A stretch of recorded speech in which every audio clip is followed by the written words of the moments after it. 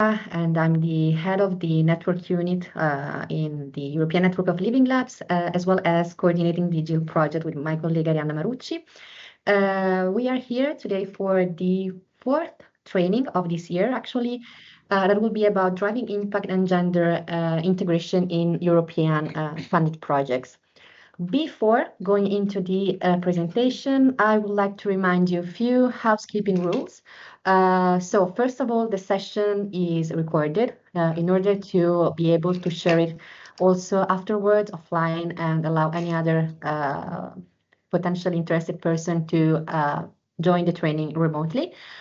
Please remind to keep your, and whether you would like to do not appear in the recording, just keep off your camera. And please, especially during the different contributions that we will have this morning, remind to keep your mic muted so to avoid crowd and voices overlapping. We are going to have actually a final question and answer session at the end of the training, but if you think that there are some, let's say, urgent questions at the end of each section, please just write it in the chat. We will keep an eye on it, and we will try to address them as soon as possible.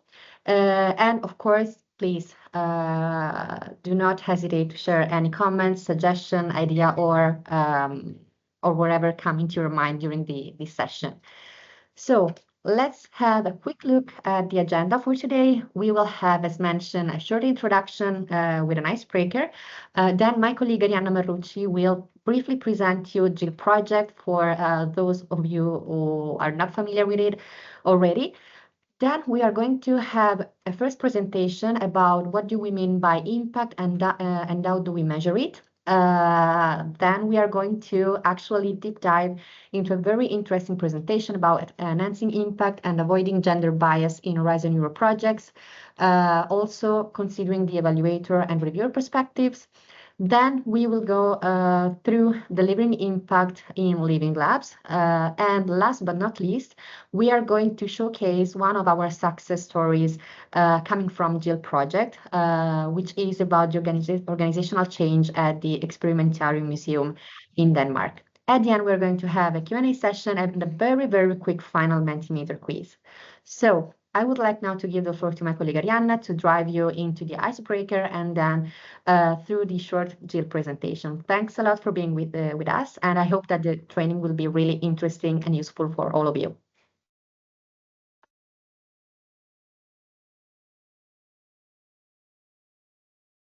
Thank you, Gabriella, and good morning, everyone, from my side as well. So as Gabriella mentioned, I'm Arianna Marucci, and I work with her on the coordination of the GILL project. And today I'm going to briefly guide you through the fundamentals of this project. So GILL stands for Gendered Innovation Living Labs, and the objective of this project is that of creating a pan-European living lab and along with tools to support what we call gender-responsive smart innovation and entrepreneurship, GRISIE.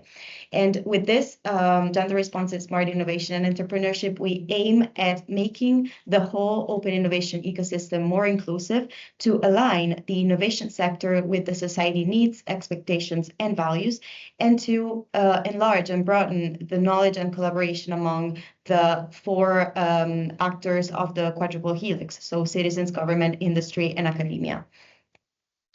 At GILL, we have four main priorities or objectives, which are those of enabling the organization and cultural change, increase the integration of gender, diversity, equity in general into all the phases of product design, technologies, and innovation, enhance professional development, and allow gendered educational practices.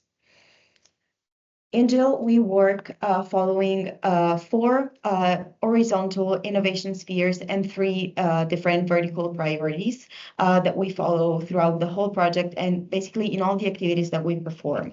When it comes to the innovation spheres, they are basically, you can see them on the left side of the screen. We focus on tools and methods, innovation and products, individual and team, and societal processes. So these are very horizontal and transversal throughout the whole project, while the vertical priorities are basically those priorities that the European Commission is now recognizing as very important and that we're trying to address, which are health and resilience, green transition, and digital transformation. How and through what do we perform all these activities that we do in GILL? So basically through our pilot living labs, which we call action-oriented experimentations, or AOEs. Basically through the AOEs, this pilot living labs will develop new approaches towards gendered innovation. They will test these new approaches, methods, and practices, and they will finally validate them and the GILL outputs. So they are really a fundamental actor within the GILL project. Finally, we would like to invite you to explore our online platform, which we launched a few months ago, which is the GILL Hub. In the GILL Hub, you will find both outputs and results of the GILL project and beyond, because this aims to be a platform of platforms. So we're going really to include in this platform all tools, methods, strategies towards gendered innovation and smart entrepreneurship, but at the same time, we're also fostering the exchange and meeting of the different stakeholders that are interested in including more gendered innovation and gendered awareness in their work. So as you can see, we have different modules and sections. We have the Explore section where you can find many of the results that we are producing within GILL, but also the good practices, for example, and the role models that we have found. We have the Learn part where, for example, you will find the glossary, the validated glossary, but also the training section with many interesting learnings and trainings that you can follow. And then we also have the Meet session, which is the most interactive one, where you will find, for example, the forum to foster the discussion, but also the mentoring, where there will be basically one-on-one online sessions with expert mentors to receive specific guidance and insights on the topics that we are addressing in GILL. So this was the brief presentation of our project. Of course, if you want to look for more information, you can visit our website, and we very much invite you to also visit the GILL Hub. And here you can find the link. And we will also be sharing the slides later on, so this link will become clickable. Okay, so now before starting and with the actual training of today, we would like to play a little icebreaker to set the scene. We're going to play the waterfall exercise. I don't know if many of you are already familiar with this exercise, but basically what I will ask you is to write in few words, but not send it, but just write in the chat in few words what impact and gender integration in European projects mean to you. So just a few keywords, and I will then count to 3. And when I hit 3, we will all press send together. So this beautiful waterfall of words will hopefully come out of this. So I will now give you a few seconds to write in few words, what is impact and gender integration for you? And then we will count all together and send them.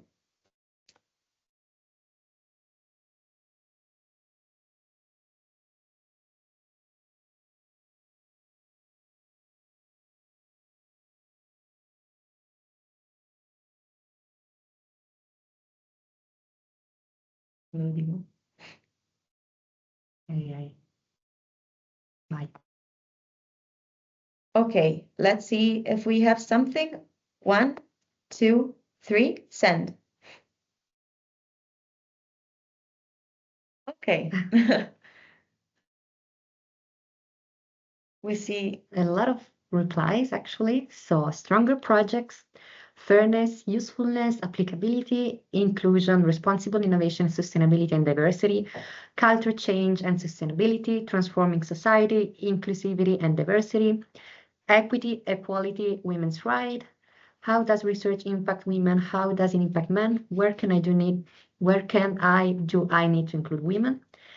Meaningful change, gender integration, awareness of gender biases, lasting co-created change, Impact means also the effects, inclusiveness, a real change when people do not feel discriminated because of their identity, equality, diversity, respect for the cultural nuances of gendered identities and practices, societal impact through change, impact to policies and organizational cultures, equal opportunities, positive changes, wider vision, added value and inclusion, seeing everyone. Wow. I think that the exercise was fully understood. So very nice to see all these comments and different perspectives. I give back the floor to you, Ari. Thank you.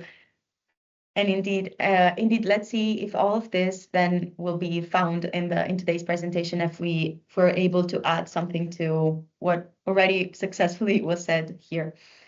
So now let's move on to the first part of this training before giving the floor to the first trainers of the day. Just a brief introduction of all of them. So we have Andre Woodcock, professor at the Center of Arts, Memory and Communities of the Institute of Creative Cultures at Coventry University. Then we have who will actually perform her presentation with Elizabeth Cook, Research Impact Officer at Coventry University. Then we will have a presentation by Marco Bezzi, Senior Policy and Analyst and Researcher in Social Sciences and EC Expert and Evaluator and Reviewer at Cyber Social Lab. Dimitri Schurman, Senior Research Strategist at the European Network of Living Labs, and Sheena Larson, Program Manager and Director of International Affairs at Experimentarium. So now, without further ado, I would like to leave the floor to the first speakers of today, Andre Woodcock and Elizabeth Cook, and I would kindly ask you to please start sharing your presentation. Thank you. Okay, so thank you very much. This is a joint presentation between myself and Lizzie from Coventry University. So Lizzie, would you like to begin, please? Sure. Hi, everyone. I'm Lizzie. Nice to meet you all, and thank you very much again for having us today. So yeah, I'm quite happy to kick off. So we're going to be talking a little bit about what we mean by impact and then also how we measure it. If I could go the next slide, please, Andre. So we're going to be having, sorry, I'm just going to shut the window, someone's mowing the lawn. So an overview of what we're going to be talking about today. We're going to talk a little bit about the kind of context of impact and the definitions of impact and kind of what that means for us in an EU context, but then also in a UK context as well, and the context in which we work in UK universities. Logic model approaches, Andre is going to talk us through. We're going to have a look at short, medium and long-term impact in EU projects. We're going to talk about some resources, and then also Andre is going to specifically talk about gender considerations and how those can strengthen impact narratives, and also how we kind of manage impact assessment in projects as well. So context and definitions. So the context that we work under at Coventry University is the UK context for the Research Excellence Framework. So this happens every 7 years. It's the way the government kind of assesses the research that universities do, and part of that is an assessment of the impact that this research can have as well. So they define it as an effect on change or benefit to the economy, society, culture, public policy or services, health, the environment, or quality of life beyond academia. So they're quite specific about the fact that it needs to be outside of academic institutions. So this aligns kind of quite closely with the EU definitions as well. And we do have some resources and references as well that Andre has kindly put together. And that's kind of inspired by how we track research impact as well, kind of on an individual level, but also when we're doing group projects. So, sorry, I appreciate this is not the nicest slide. It's a bit messy. So why is impact important? So as I said, we do get assessed on it in the UK. And so it is something that we do have to do, but we also hope that, most researchers are, kind of pursuing impact because they want to actually see change in the world with their research. So first off, we do kind of have to demonstrate value for money with the funding that we get, and whether that's kind of, again, in a wider context in the terms of who's funding us, or if it's, again, kind of universities, local government. I think one of the kind of key impact areas is policy. So definitely informing policy making as well. So whether that's kind of governments, charities, NGOs, Parliament as well. Impact is also kind of is definitely nowadays seen as something that's important for academic career progression too. So there is research informed teaching is kind of has become kind of more and more sort of significant and important over the last sort of 5 to 10 years or so. And it also informs kind of grant applications too.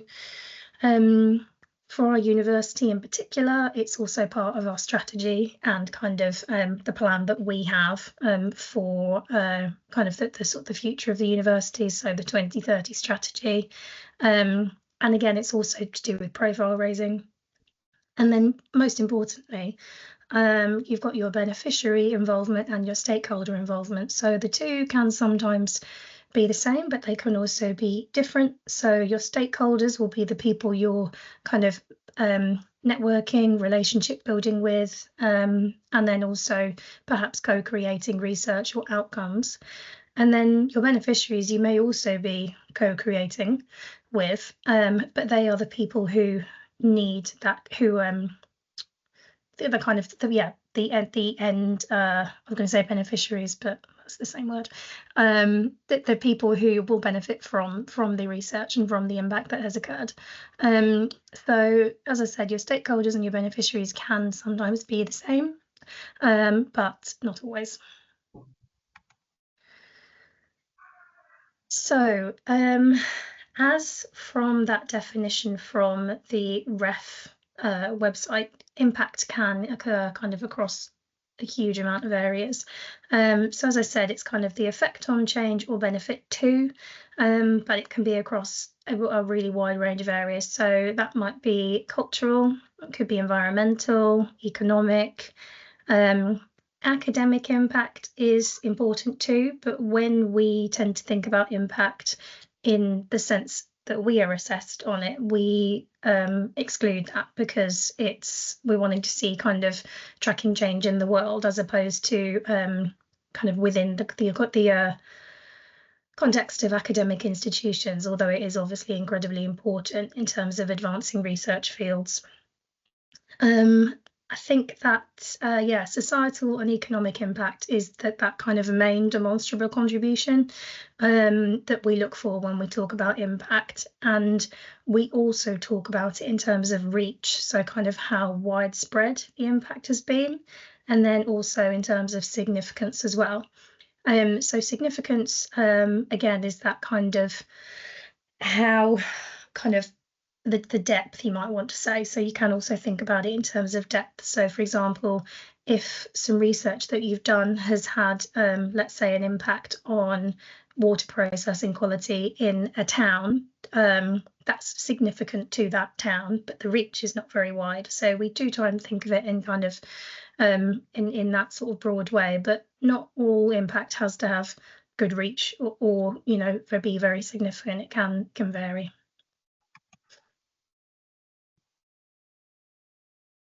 So impact assessment frameworks have three kind of foci. So we have the current state of things, which is as it is. So obviously when we're kind of putting together a funding bid, there'll be that explanation of how things are now, and that may be based on previous research that's happened, kind of establishing that baseline.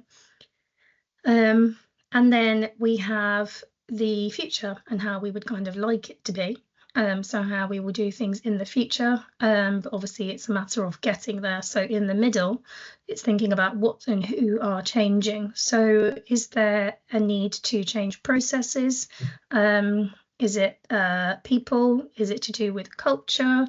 Is it organizations? So that's the kind of the middle bit, the kind of the activity that needs to happen in order for that change to happen. Okay, and then there's the future state, and this is how the project will impact and lead to better things in the future.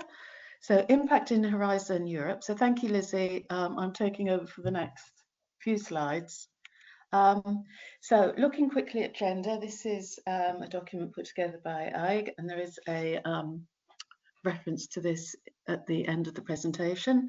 So looking at gender, can we wait 60 more years to reach gender equality? We have some progress, but it doesn't progress very quickly across Europe, and it goes in fits and starts as well. So we have some initiatives and gender equality is brought to the fore and then it drops back again. And as you can see here, it's very unequal across the whole of Europe as well.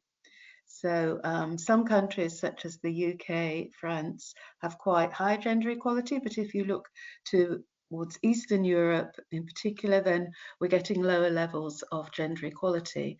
And for Europe, the gender equality strategy means that we should have an equal playing field and generally have gender equality at the higher levels. 75% is good, but why isn't it 80 or 90%?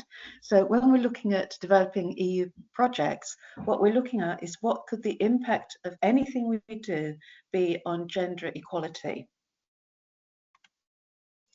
So looking at some gender equality impact examples. So if we want to have one area in which we could have an impact would be on health, well-being, agency and equality of women across the EU.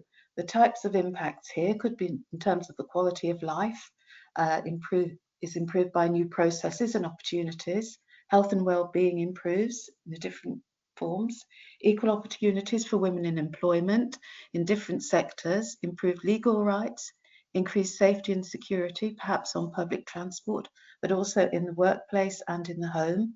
Equal access to education, especially STEM. There has been a lot of inroads in terms of education, but there is a very leaky pathway. So we might find more women being undergraduates, but as they get to levels of greater seniority within their organisation, their representation reduces. We need a reduction in violence against women and girls and a reduction in gender transport poverty as well.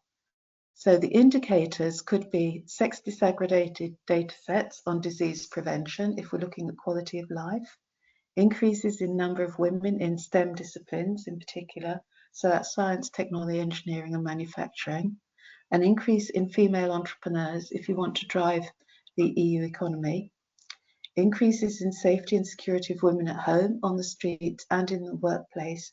And with all of these, we're looking at what is the current state of play on this? Is there any information already? How would the project improve any of these? And how would you actually start measuring it as well?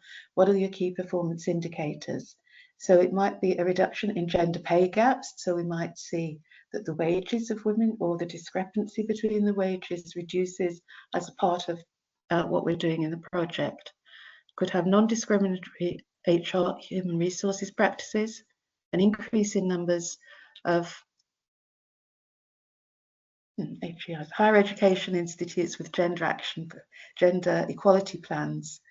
Gender equality plans are one of the key instruments of the EU for tertiary education and universities, and every university is supposed to have a gender equality plan if it is to receive funding from the EU.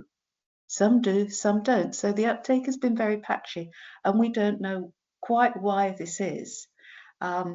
Gender equality plans benefit everybody. So it really, and not only does it benefit the workplace, but it also improves the outcomes of the research as well. So why this is not actually set alight all the institutions is a little bit difficult to understand. And then we're looking at an equal number of female members of the European Parliament as well. So those are the sum of examples of where gender equality could be raised within your project.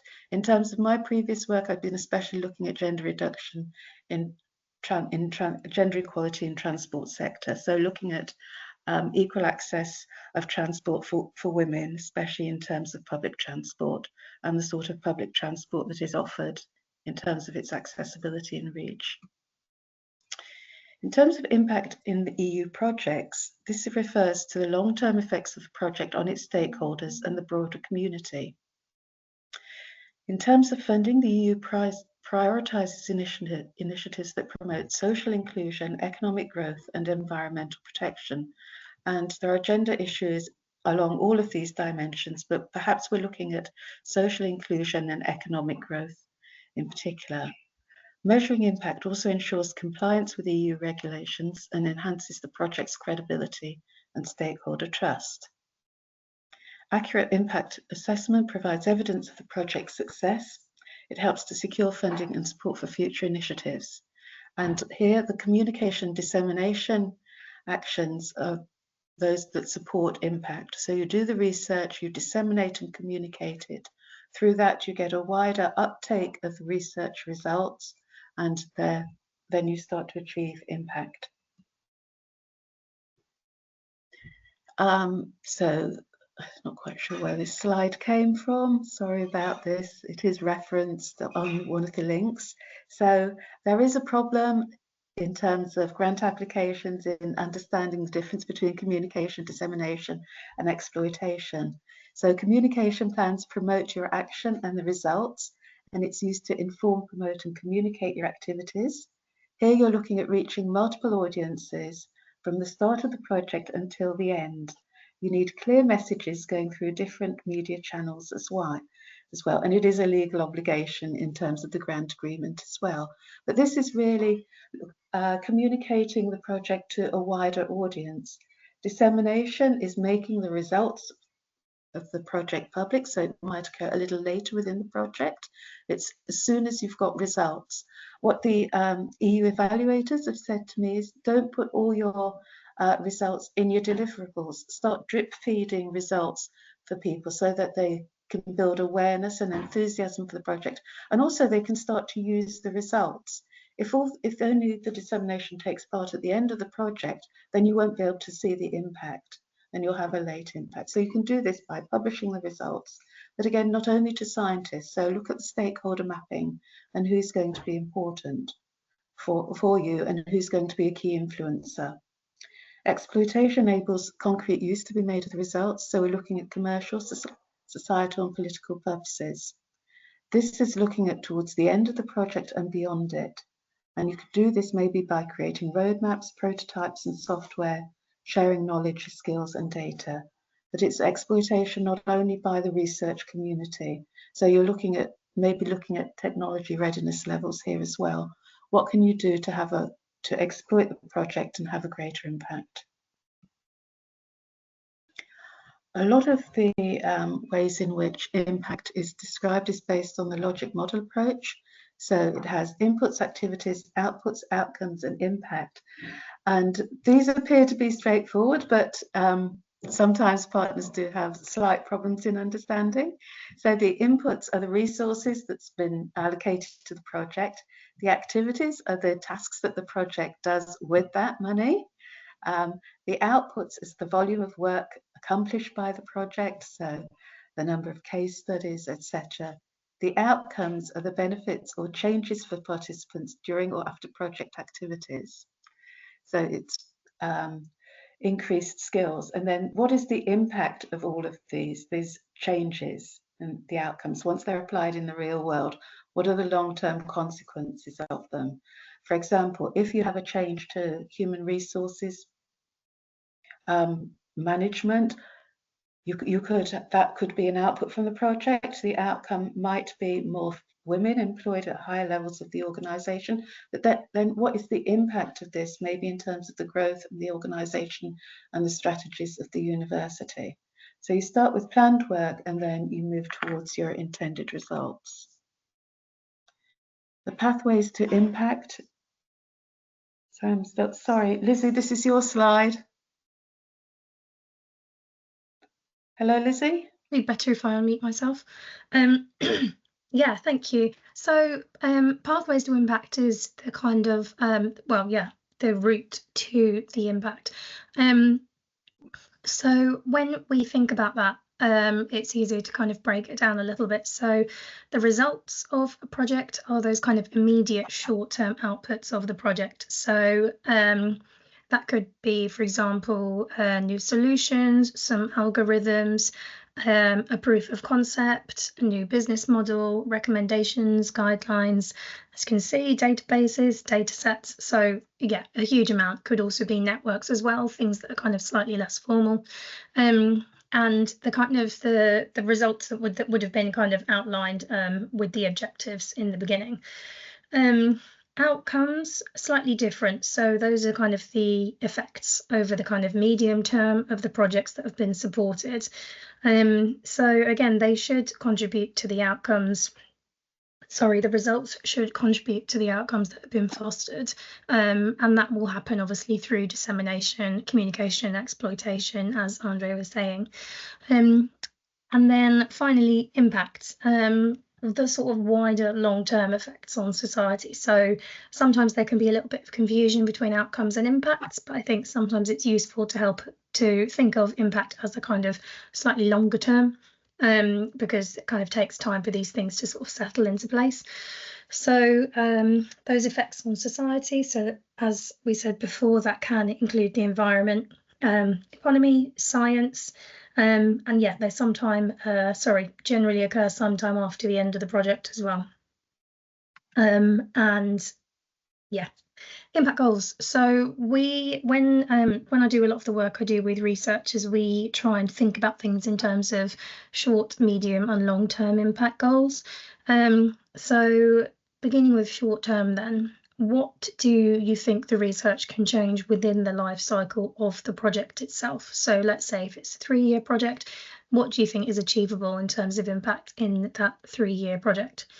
Often it is something like changes in understanding or capacity for a group, so something quite achievable. And yeah, the example given there is demonstrable changes for participants. And then as well, considering how you can sustain relationships to reach those midterm goals as well. So obviously a lot of the time, once the project ends, the the kind of collection of evidence around impact and kind of the actual impact itself will keep going. So in the medium term, what will happen in the few years following the project end? And these changes should be kind of consolidating and developing those that were made in the short term. So, for example, that could be working towards another funding bid for the next project based on the outcomes of the initial project. So stakeholders building on new research to inform or, for example, advocate for changes in practice or in policy. And then long term, so what could the research have changed sort of 20 plus years after the project end? Obviously, when we're thinking about impact goals, we're looking for lasting change rather than something that's kind of trying to think of the best way to say this, something that's kind of short-term change, but then not change that's kind of fully realized and sustained in the long term. So these are the kind of headline things, the long-term ones. So they could be the culmination of the numerous projects as well. So we often encourage researchers to think about what the ultimate goal of their kind of research impact plans are, and that could be quite big.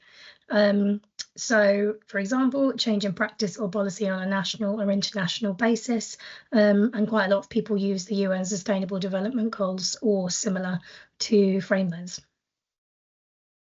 Thank you. So when you start looking at the impact section of the proposal, for Horizon Europe, they're looking at what is the value of the project. And I included a map of Europe in terms of gender equality here. So maybe looking at the value of the project in terms of reducing the gender equality gaps. How important and significant are the benefits expected from your project? That's the significance. How widespread are they? What is the reach of it? How can you actually make the reach greater than that? What will happen after the project, after the target is reached and the result obtained? So what are the plans for sustainability? And what will happen after the completion of the project? What will be the next steps to extend beyond the project scope, and what will be the project's heritage? So it's the immediate value of the project, but then what are you going to do? How are you going to maximize the benefit and add value to those outcomes? The key impact pathways include scientific, societal, economic and technological impact. So for scientific impact, creating high quality new knowledge. Here we're looking in terms of the gender dimension. In terms of scientific impact, it's maybe looking at creating new data sets, because we know, especially in the health sector, we don't have enough information on health outcomes for women. Strengthening human capital in terms of research and innovation, and fostering diffusion of knowledge and open source material. At the societal level, addressing EU policy priorities, and again, gender equality is one of those, and global challenges through research and innovation, delivering benefits and impact through research and innovation missions, and strengthening the uptake of research and innovation in society. Looking at the economic and technological impact, generating innovation-based growth for Europe, creating more and better jobs at EU level, and leveraging investments in research and innovation. Some of the pitfalls include addressing too few impacts, or only including impacts for which it's easy to collect data or find supporting evidence. As well as addressing too few impacts, you can also address too many impacts, and you can be too ambitious, and the dimensions you choose may have weak links to the proposal. They're going to be very hard to substantiate in terms of collecting data, and they might not be achievable within the lifetime of the project, and there's no pathway to impact planned.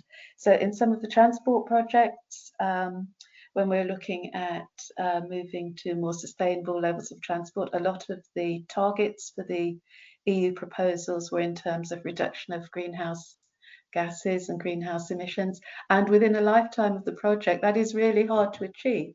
You're going to spend all your time developing a technology, but you're not going to actually be able to achieve those reductions in greenhouse gases by the lifetime of the project. So you have to steer away through these and really look at what it is you can measure. Maybe you could model the size of that reduction if there was an uptake of the technology, a widespread uptake of the technology. But you have to be very careful in selecting the right dimensions for your project. So the impact timeline, so you build the impact into the project application, and then you have to start looking at impact right from the beginning, right from the beginning of the project, telling people what to expect, where you're going to expect the impact and how you're going to try and measure it. And you start monitoring data collection and co-creation. At the project end, you evaluate it and gather evidence, and then follow up impact and evidence gathering for 2 or 3 years after the lifetime of the project. But here I have to stress that right from the beginning, you need to be aware, every partner needs to be aware of why you're doing the project and what you expect that impact to be, and where they fit into this impact time pipeline. It's also useful at the beginning to have the monitoring and the data collection forms up front, so they know the sort of data that they're going to have to collect. So some of the tips and tricks for managing this. Sorry, Lizzie, this is your slide. No problem. Yeah, so tips and tricks. So first of all, write to the topics, the destination and the work programme, especially the expected outcomes and the wider impacts. It's also really important to be specific and targeted rather than vague. So for example, rather than it being something like improving an outcome for a wider group or something like that, think more specifically in the beginning in terms of where can you start. So if you start with kind of one subset of that group and then working your way up, co-create the project plan with stakeholders as well. Obviously, kind of co-creation is kind of more important than ever right now, and a lot of people are incorporating that into their projects, which is kind of as it should be. It should be kind of co-created with the people you're trying to make the change for. Include baselines, benchmarks and assumptions as well, showing where you are, so where the baseline is at the beginning, and then where you expect to be or hope to be at the end of the project and beyond that as well in the longer term. have a good think about potential barriers that might arise from things that are beyond the scope and duration of the project that may determine your outcomes and impacts. So, for example, things like kind of political shifts, elections, that sort of thing, changing priorities within government. And then include detailed measures to maximise impact through dissemination, communication and exploitation activities as well. Thank you. So managing impact within the project. So the barriers and enablers to capturing impact.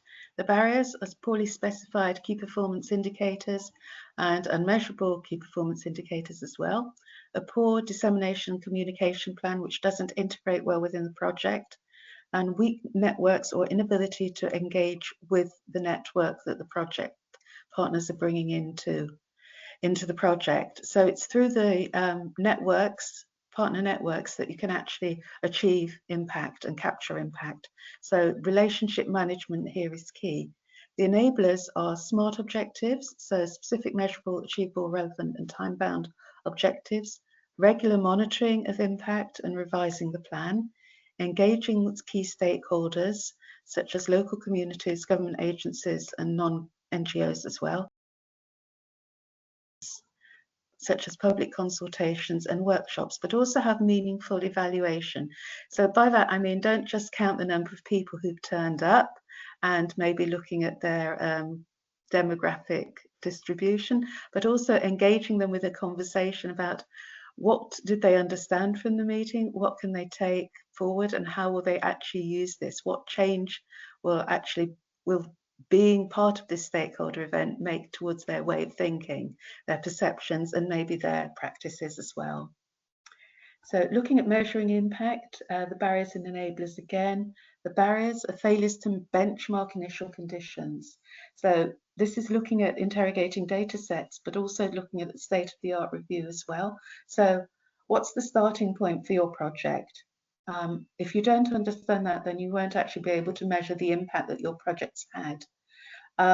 Secondly, failure to engage key beneficiaries, the lack of time and resources allocated to measuring impact, the lack of buy-in of partners. It's very easy to get hung up on the project and the technology and all the deliverables, and measuring the impact tends to get pushed aside right to the end of the project. So it's really difficult. There's a lot of things partners have to do, but understanding that they're doing all these activities so they can have an impact is really important, and that has to be really drummed into them.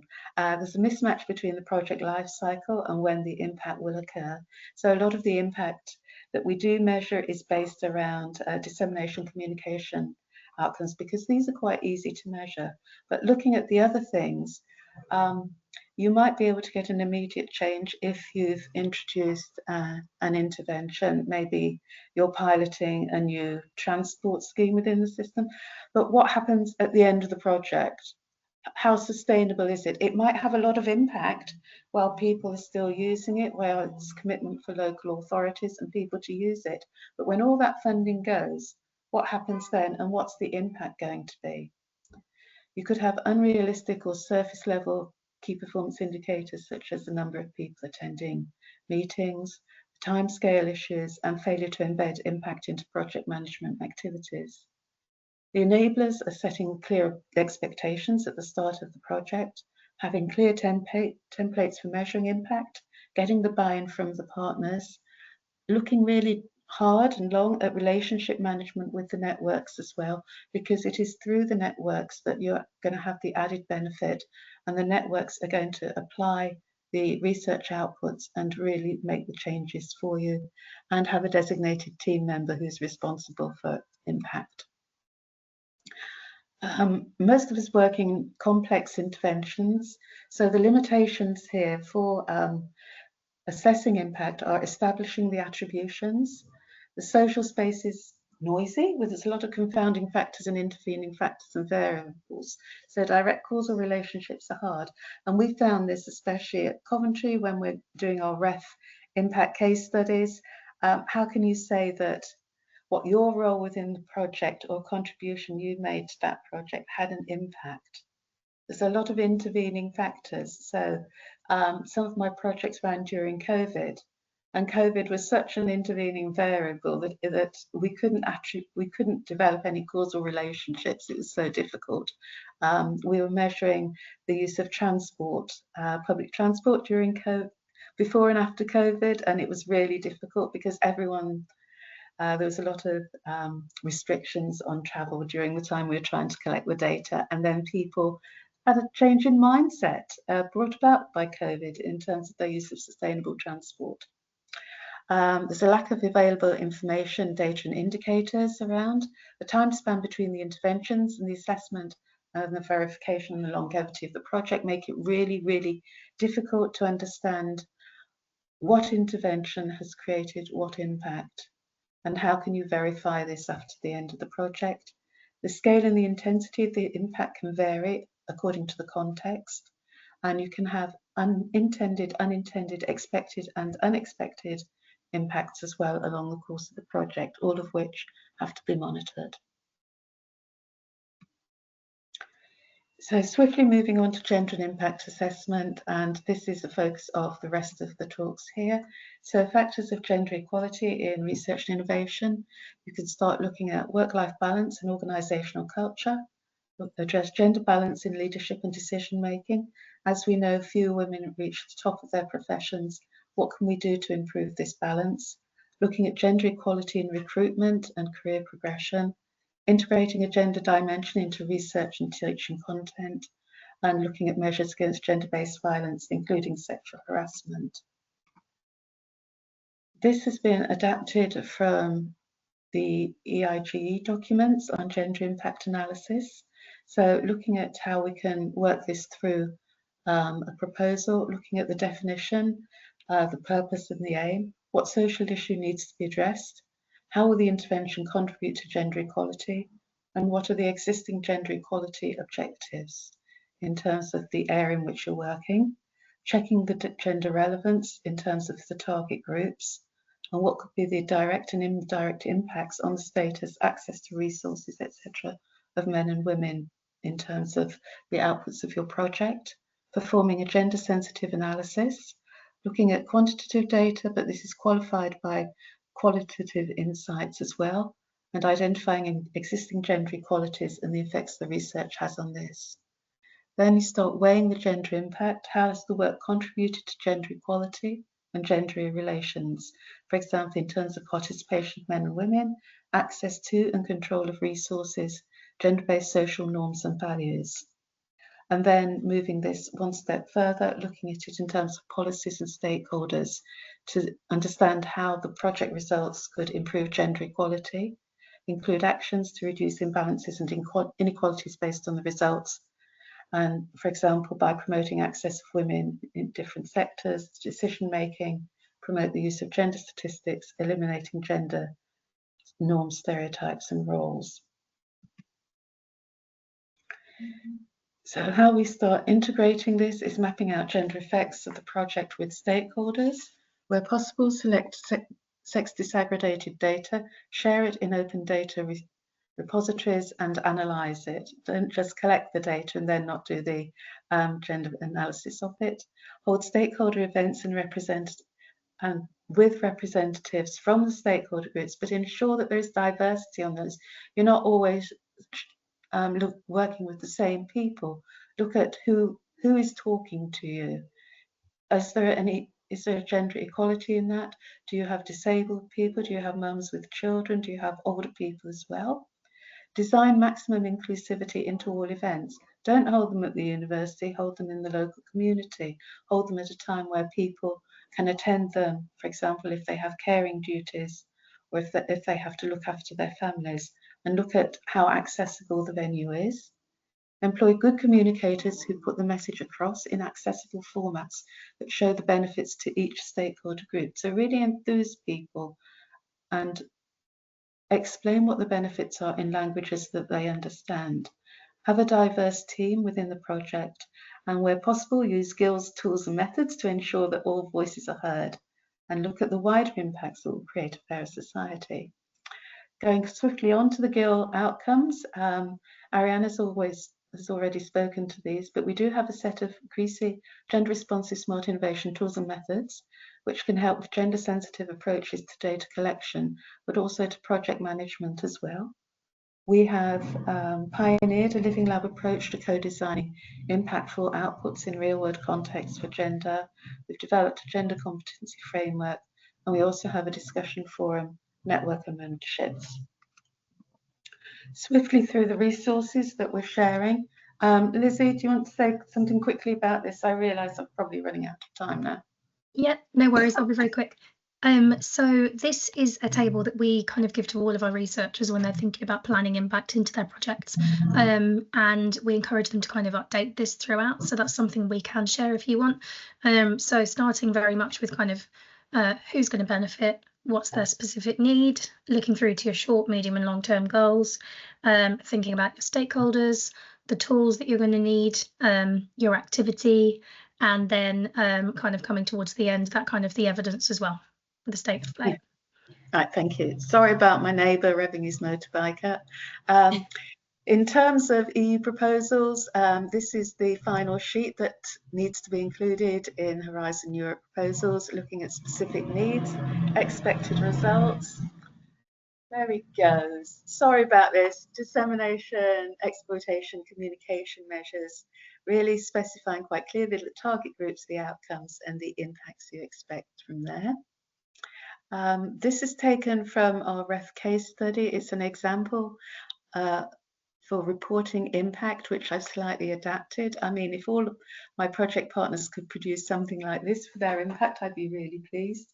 So the partners are involved, the summary of the impact, the relation to the project call, aims and objectives as stated in the description of action, the details of the project members involved.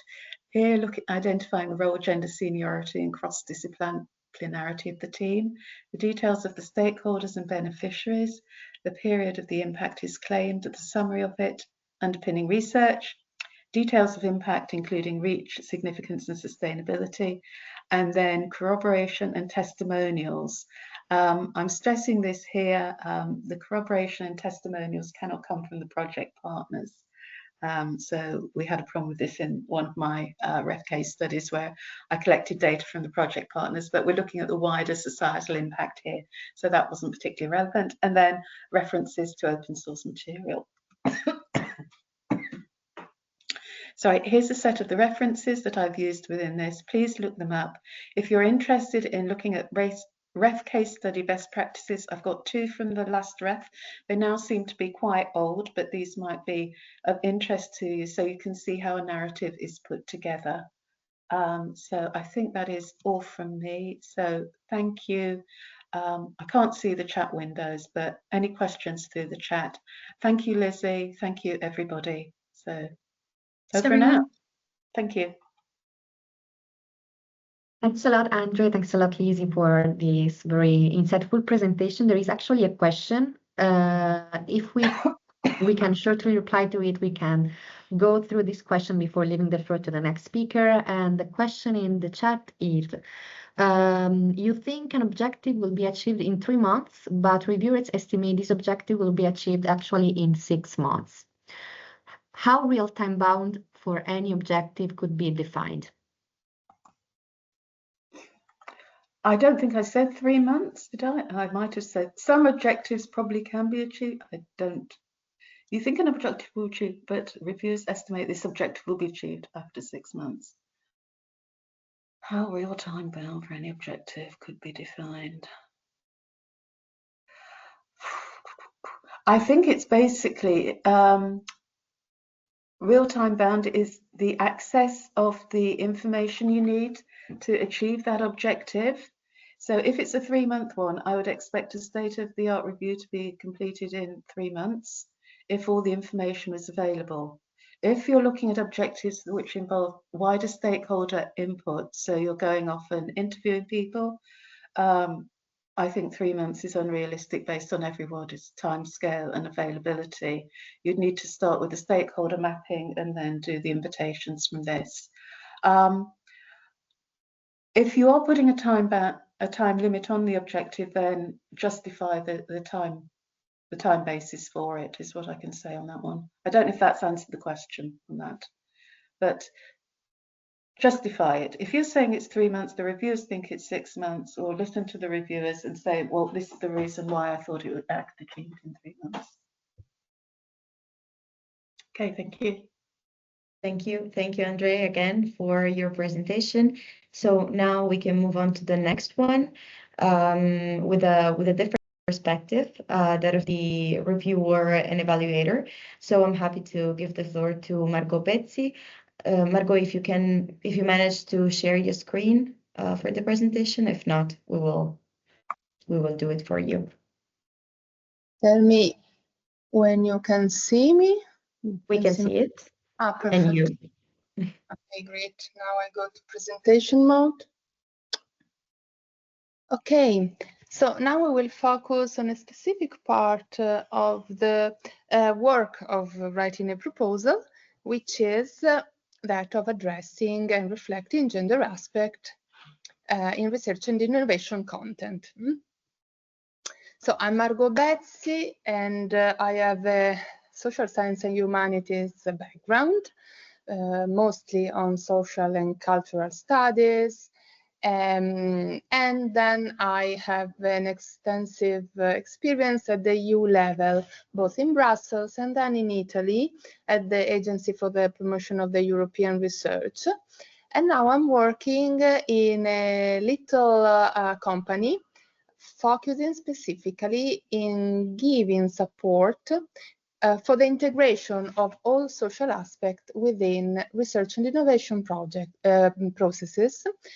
So reflecting all what concerns responsible research and innovation, ethics, social aspect, and also, of course, gender, because gender is one of the social aspects. What are we speaking about? First, short introduction to understand the rationale behind integrating gender aspect into research and innovation processes and work. Then let's see what it means, gender aspect within technological artifacts, and what happens when gender aspects are not reflected. And then a few words about the practical aspect of addressing that when writing and conceiving a project. Let's start. What are we speaking about? Why gender-sensitive approach is important? Let's start highlighting that the Commission addresses gender, the gender dimension in research and innovation in its strategy through 3 points of view. One is a gender equality plan. The other is increasing gender balance in team, in panels, in committees, having more women working on research and innovation and in STEM.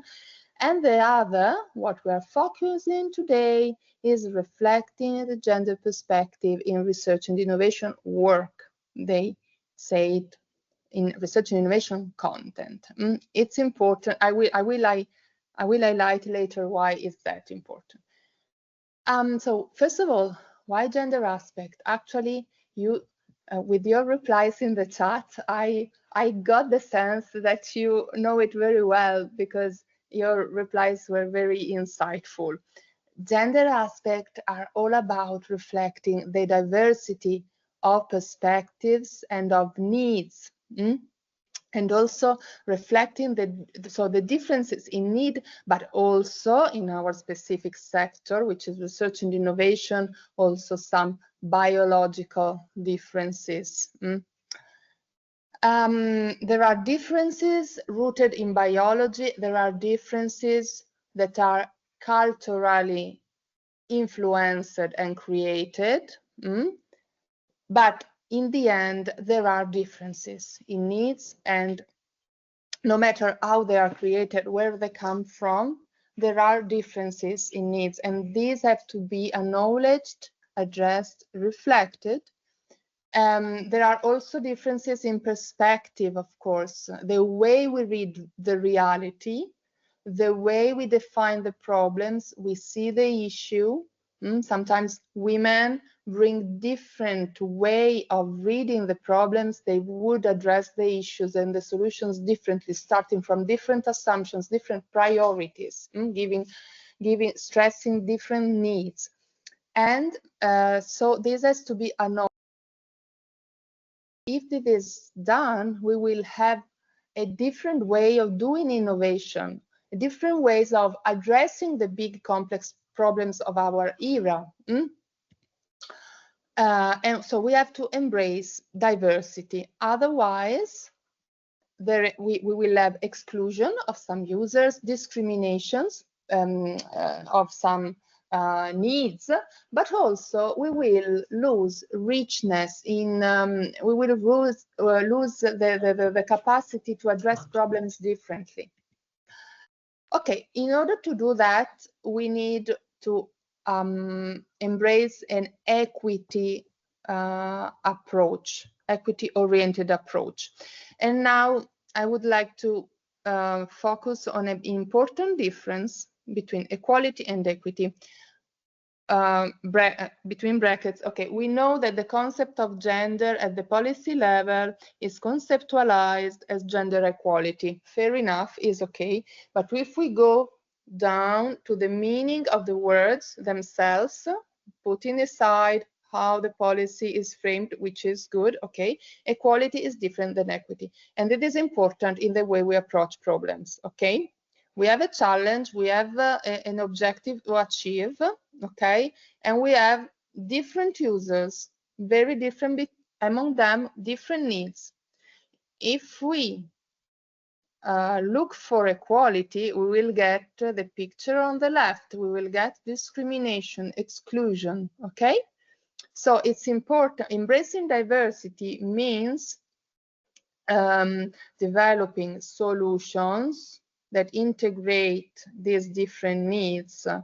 So therefore, our solution, which is in this picture, the box, the same solution can be engineered, deployed differently in order to address and embrace, integrate in its concept, this diversity, okay?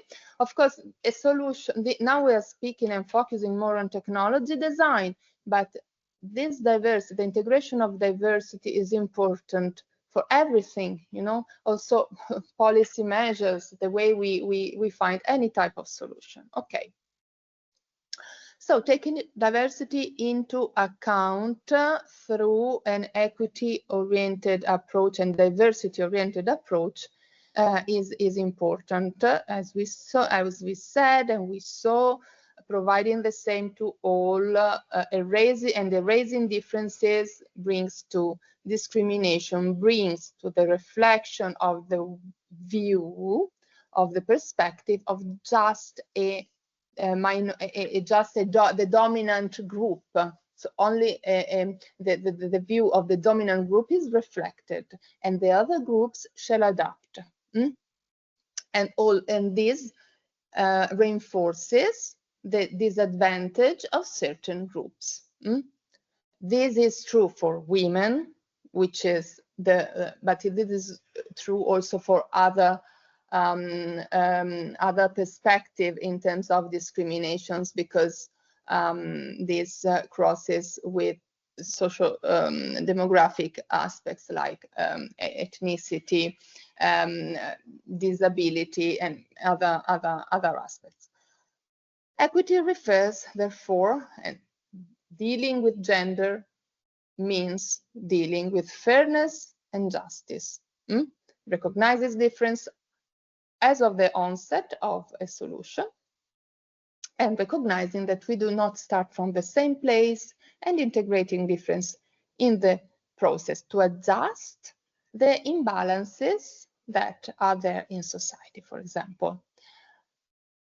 Very important, as I said at the beginning, here we are speaking about research and innovation content, the way we approach our research content, not about gender balance in the team. This is very important because I keep on reading proposals where in the gender, in the methodology section, where the gender in research is asked for to be developed, I keep on reading consortia that speak about gender balance in the research team, which is not the issue here. By the way, there is another part in the proposal, which is the part on the consortium, where you can define that. Here is about how gender perspective influences our capacity to understand the problem and act. Okay. Again, so it's reflecting the diversity of perspective, priorities. Different persons may have different priorities to be highlighted, which influences our capacity to create solution. The same problem can be read differently, and we can decide to put forward different values, and therefore we will address the problem differently. It is important, as I said before, gender is just one factor of big discrimination, but there are other factors that intersect gender. So they sum up to gender issues: class, ethnicity, religion, caste in different societies, of course, not in ours, education, disability, even physical appearance. This is addressed by the method of intersectionality, which we will not speak about here, but it's for you to know. Okay, of course, this directly is, is directly linked to the capacity to generate wider impact. The more we are able to integrate the diversity of society into a solution, the wider impact we will achieve. The more our solution will be in line with the real need of society. Gender, women are 50% of society. But by the way, gender is not just about women, but we will see that later. Okay, so how embracing diversity? The first step is becoming aware of biases. What are biases? How they work? How they get embedded into the technological artifacts. Okay, so let's go to the next session, which is having a look at some technologies to analyze them from the point of view of biases. The assumption behind this is that technological artifacts are not neutral.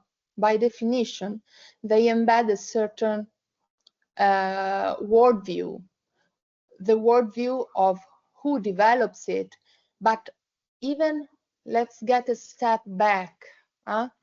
Whenever some research funding are decided, whenever the funder decides the orientation of research and innovation, prioritizes certain sectors instead of others, there are already worldviews about what is important instead of others, of other challenges. And the way we choose what is important and what is not is based on a system of values. All this is cultural. This is to say, so whenever so technologies follow these steps where worldview based on values and priorities are decided, and it incorporates what is desirable and important for someone, or for some groups, or for some leading groups. The institutions first, through funding decision, the industry strategies, where they decide to invest on, and then the developers, who does concretely technology. Okay. Every choice in the innovation, research and innovation process brings with it some cultural influence. Values, power relations, cultural context. And then technology, when it's deployed, when achieves a wide diffusion and use and uptake, of course, in turn influences back behaviors, norms, and opportunities. So here there's also a link to, because we are working on that, especially now, it's a link to a very short fact sheet on this relationship between values and technological artifact. If an artifact reflects only the view of a small group, of course, it creates discrimination. This could be a gender bias if in an industry or a sector is predominantly reflects male views, but of course discrimination are also concern also other levels. For example, in the industrial priorities influence where research and innovation goes instead of other types of possible priorities. Okay, so of course research cannot reason on the assumption of a generic and neutral gender, which in the end in the technology ICT sector tends to be the male perspective, because there are very few women shaping that have shaped so far up to now ICTs and technologies. Let's try to avoid biases, and let's see some biases, some very basic biases at different levels. Now, a common bias at the functionality, usability, and ergonomic level. Mobile, most common smartphones are designed for the average male hand size. This makes so that for the average women has a reduced functionality on it. So it's not able perhaps to use it with just one hand. This is a reduction of functionality. Virtual reality, it was showed that the way the headset were designed and also the gloves, the glasses, were often too large for women, but also they reacted negatively to makeup wearing, for example. So there was an interference, it didn't work properly. And of course, the virtual reality industry is overwhelmingly it's led by male perspectives, and not only the virtual reality in general, these types of industry. This is another type of bias I think we all know very well about at this point at the software level. In the artificial intelligence context, this is particularly interesting because biases can exist at different level of the process, and of course sum up and create a snowball effect of biases and distortions, and with a progressive reinforcement of these biases. Of course, it all starts with how the data aimed at the training of the data set are collected. If they are not sufficiently representative, create a distortion in the learning of the algorithm. Then it deals, of course, with the input and instructions given to the algorithm to read this data. So going through the training of data set, the artificial intelligence will learn how to make decisions based on which criteria, and this criteria may bring number of biases. It is well known this episode happened in the Amazon recruitment process, where there an important linguistic bias was inserted into the instructions given to the algorithm, so that normally the women's CVs were kind of excluded from the selection because the training was given starting from the way male used to describe themselves. Okay, video games. This is particularly important because it's a growing industry. And it's a traditionally, historically, male-led field, mostly designed and developed by men. Here we see a bias at another level, more subtle, the level of stereotypes, of narratives, of roles. Women are normally underrepresented in terms of quantity, so we have less women roles, and whenever there are women, they are represented following a male imaginary. They are either hypersexualized or they hold roles of distress, the one that have to be saved, for example, which reinforces, of course, certain gender stereotypes. Now, this issue is particularly sensitive because video games are not anymore just an entertainment issue. They are holding more and more a social relationship function, especially in younger generation. And it has been demonstrated that the power of this immersive experience have a direct effect, of course, in the way we feel our emotion, and therefore we on our behavior.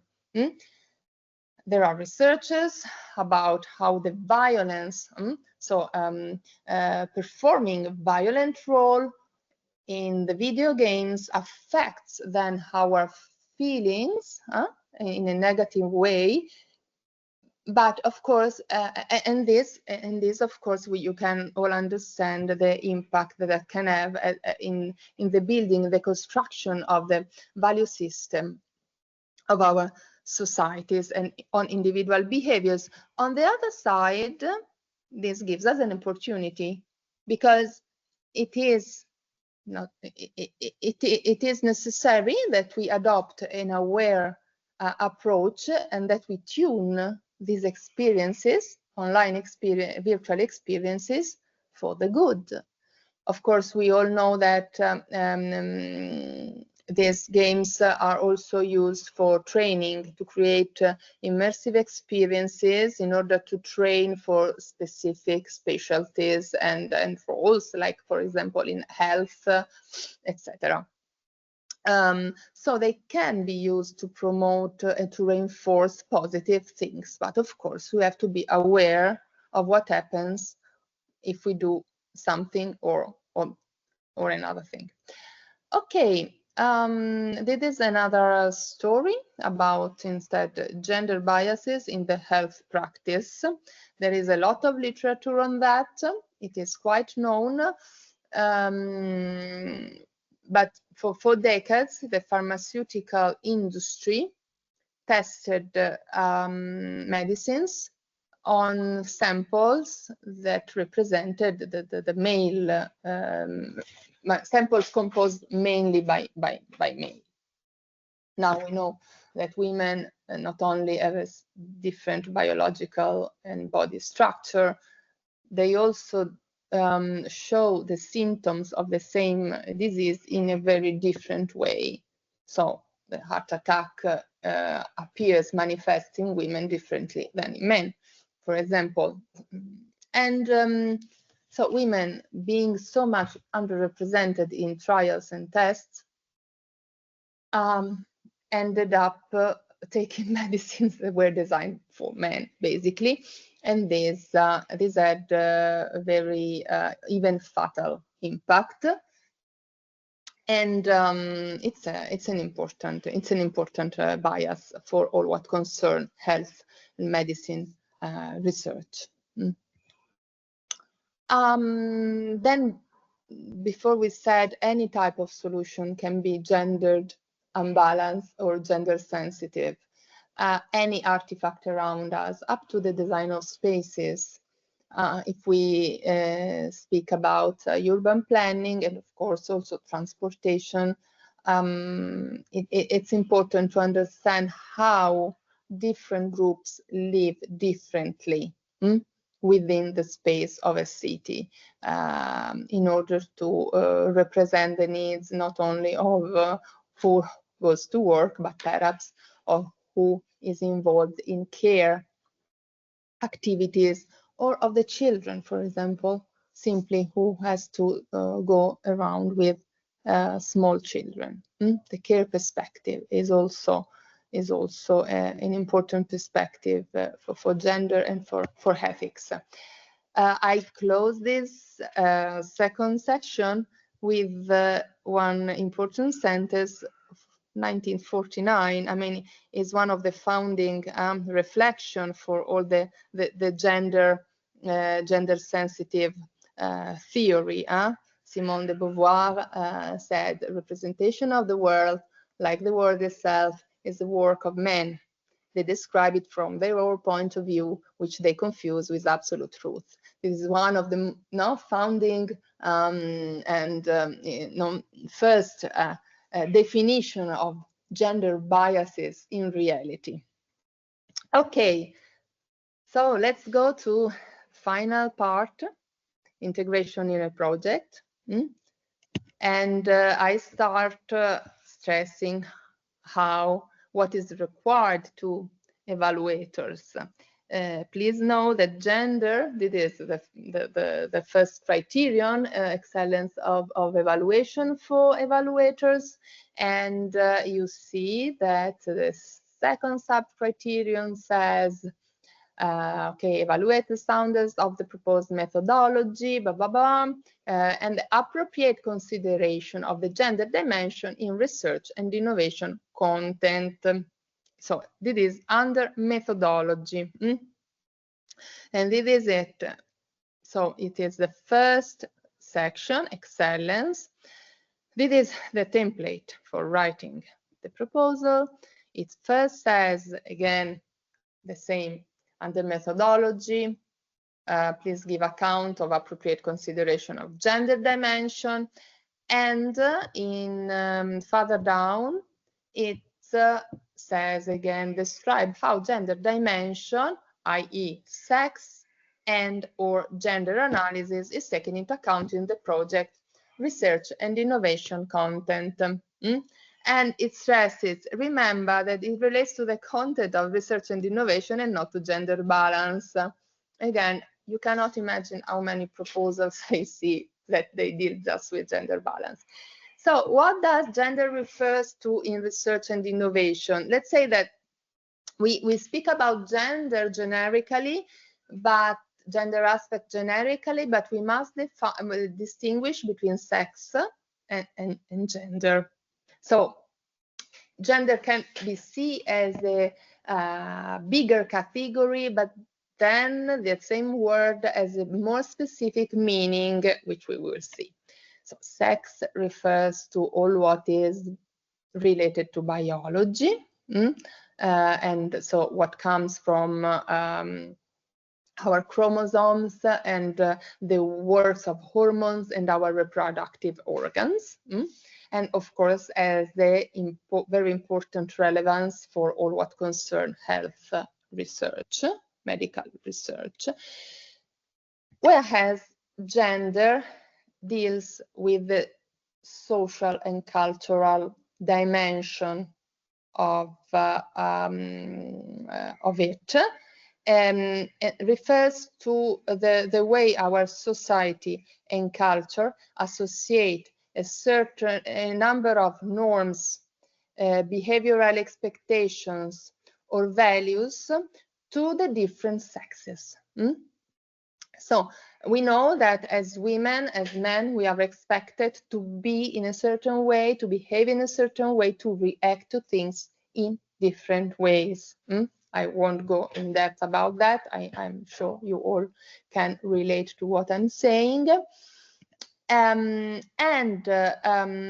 We also know that in our society now there's two levels, so the gender and sex may not match.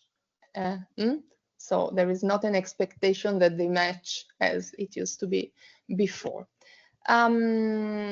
So whatever relates to gender, first of all, may be mistaken by an expression of individual personality, whereas it was socially and culturally constructed.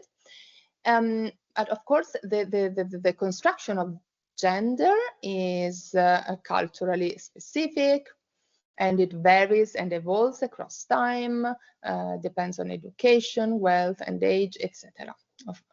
And it is within this that all the aspects related to non-binary gender, of course, fall. Non-binary gender are important, fall under the social cultural aspect. But let us not forget that since they are related to hormones, to biological body as well, they have a relevance also for sex in medicines. Okay. So what shall we do? I think I believe we have to do, when we're writing a proposal, two main things.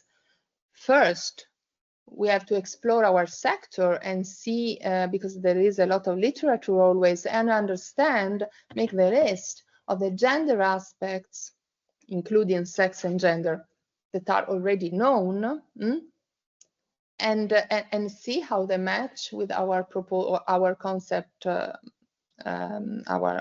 idea, our research idea, and then ask ourselves about possible biases that are less explored, less acknowledged, and try to design also our work with the view to make these biases emerge, to bring them to light. Then whenever so the concept is the most important part. As I said before, gender deals with perspective, with the way of reading reality. Therefore, it has to be integrated in the concept. That is why it is required in the excellence section. Once we have done that and we have built our concept through gender lenses, all the rest will come naturally, because we will understand that we will have to put some activities to address gender imbalances, some questions in the questionnaires to explore certain things, that the sample of our users shall be composed in a certain way. Everything will come naturally. We have to collect, in order to make a gender analysis, we have to collect available data, starting from what is available and asking ourselves if there are biases also in this data. And then we have to try to elicit biases and stereotype, tacit norm and assumption related to in that particular industry, for example. If this industry is predominantly led by men, there might be power relations and gender-related dynamic, stereotypes, etc. And then analyze the technology.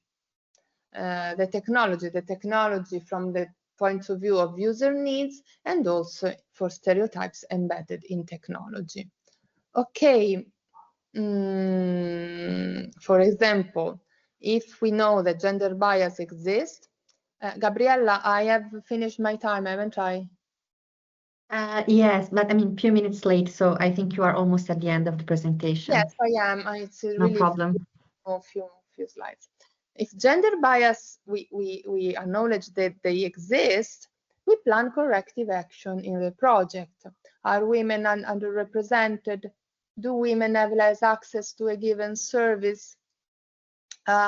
Could our let's try to build our technology in a more usable way for women, etc. And then the same to explore hidden inequities or issues. What to do not. Another thing I have seen in many proposals under this methodology part about gender is generic statements saying gender aspect will be duly taken into account during activities.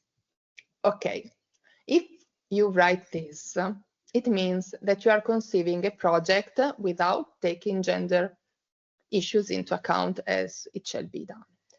And then intervening afterwards, it will be very much difficult. Instead, and also, you risk that you have conceived an idea and your hypothesis with some bias. So it's important that at the proposal phase already, you get an idea of whether the industry and sector you are working in presents some bias or risks of it. And you reflect that in the work, in the way you design the work plan and the work packages and the activities. Otherwise, gender will always remain an add-on with no impact at all. So gender is not a project phase, is not a task itself, is not a sterile analysis done just to show that it has been done. Shall be integrated. Otherwise, there's no impact. Otherwise, it's a theoretical exercise that won't be merged with a project activity. Okay. Here are just a few examples on how on how gender may be integrated across all phases of the project. Of course, the first most important thing is the collection of data that shall be disaggregated by sex and or gender, depending on what is important. The user's engagement and in technology design, whenever you use a co-design method, of course, it's important to have representative samples. Communication deals also in avoiding stereotyping narratives or certain stereotyping language, for example. If you organize events, make sure to have sufficiently women to bring their perspective. Project management, it's about also creating a gender-sensitive culture within the consortium. And of course, the team. The team is very important, but it is functional to this, because if you have a team where you have also women in decisional roles, you will be able to bring their vision of the world when deciding what to do in your work. And so this is another scheme that shows how much sex and gender analysis really shall get through all the phases of the project. This is taken from the Gendered Innovation website.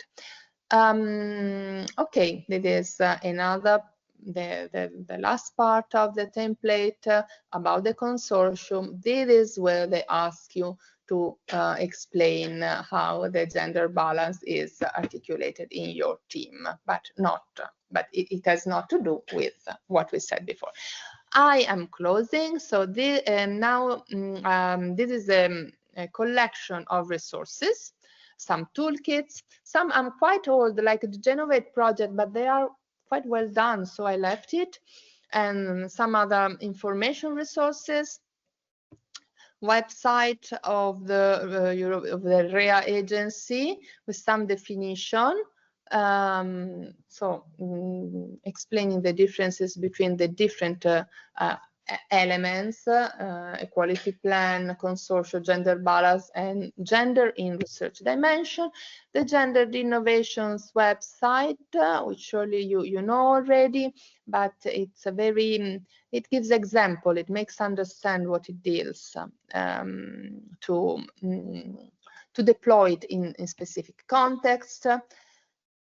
This handbook from the Commission, they have some years, perhaps not most up to date, but again, the value is in the examples that they bring, and a couple of interesting readings about, so Invisible Women is about the gender perspective in the whole world, in the world in general. The other is is about technological artifacts, how they become gendered. Okay, and this is it. Thank you. Great. Thanks a lot, Margot, for all this valuable information. I'm sure that our participants will benefit from them and will also access, for sure, all the different toolkit and resources that you shared. So thank you very much. Even though we are a few minutes in delay, I would suggest to have 5 minutes break. So we will see here back at 11:45 to go to the next speeches. So thanks a lot to the participants for staying with us and to the first speakers for providing such insightful presentation. Thank you. Welcome back after this very short break, but we wanted to avoid to finish too much later than planned. So I would go actually to the next presentation. We are going now to deep dive into the impact delivered through Living Labs and through the Living Lab approach, being also GILL a Gendered Innovation Living Lab project. So I'm really glad to actually give the floor to Professor Dr. Dimitri Skurman, which is actually one of the biggest guru in terms of Living Labs. So Dimi, thanks for being with us, and I give you the floor to start your presentation. Thank you. Yes, hello, good morning. So I will give a presentation on general impact on Living Labs. So I didn't take into account, now you had the perspectives of gender within European projects. So now my presentation will be how Living Labs are specifically suited to deliver impact and in which kind of time frames, because Living Labs have very specific elements, very specific characteristics, and how these characteristics can turn to impact, can turn to outcomes, and where Living Labs can indeed act as catalysts for this impact. And I will illustrate that with a couple of examples that can help you in framing how you can take this approach in your work, in your projects, and how you can make the best and reap the most benefits out of it. So basically what we use in terms of impact model is the theory of change. I think theory of change, it looks quite linear, but of course this can also be an iterative process. But basically you have input. Input leads to a process and a process leads to output. This process can be, for example, a project or innovation process. On the short term, you have output. On the medium term, you get outcomes. And in the longer term, you get impact. So if you want to reach impact, you first need to go through this process, and it takes some more time. Also, if you're measuring impact, you need also to take this time perspective into account. So Living Lab characteristics, I don't think I say something new. This is also in the recent booklet that we released via the European Network of Living Labs. But basically, these 6 elements are at the core of what Living Labs are. So first of all, of course, users are actively involved. Users and stakeholders co-create for innovation. You make use of multiple methods. It's not one method or one activity. No, it's multiple ones that you do within the course of a project. You engage and you involve multiple stakeholders. This is, for example, very relevant when you take this gender element into account, that you are inclusive and that you are diverse in this selection of the stakeholders to be involved. You orchestrate your innovation process and the different activities and the different groups and how they contribute. And of course, that's why we call it a Living Lab. we take into account real-life settings. We try to do experiments as much as possible in the real-life setting and do innovation and do research within this real-life setting. And this has been influenced and shaped by more than 50 years of policy and research, which shaped what the Living Lab concept is today. So how can we make this operational? How can we make this work in practice? And how do Living Labs do this? Basically, you have these three levels. You have a strategic or long-term ambitions. You have tactical, medium-term ambitions and activities, and you are also operating in the short term. So this translates in what I written in my PhD. Within long-term strategic, you have the Living Lab organization, which is being established for a longer period of time. And their multi-actor orchestration over the long course is one of the key elements. This Living Lab organization is set up to conduct multiple Living Lab projects that can link with the Living Lab strategy. So there are multiple methods being used within these projects, and real-life experimentation are the key elements. And in the short term, on the operational level, you have different Living Lab user and stakeholder activities that are being executed within these projects, and their co-creation and co-design are the two main core characteristics of these elements. So now, how does this work? How do they generate specific value and added value? So on the short term, it's about Living Lab user and stakeholder activities. It's co-creation and co-design.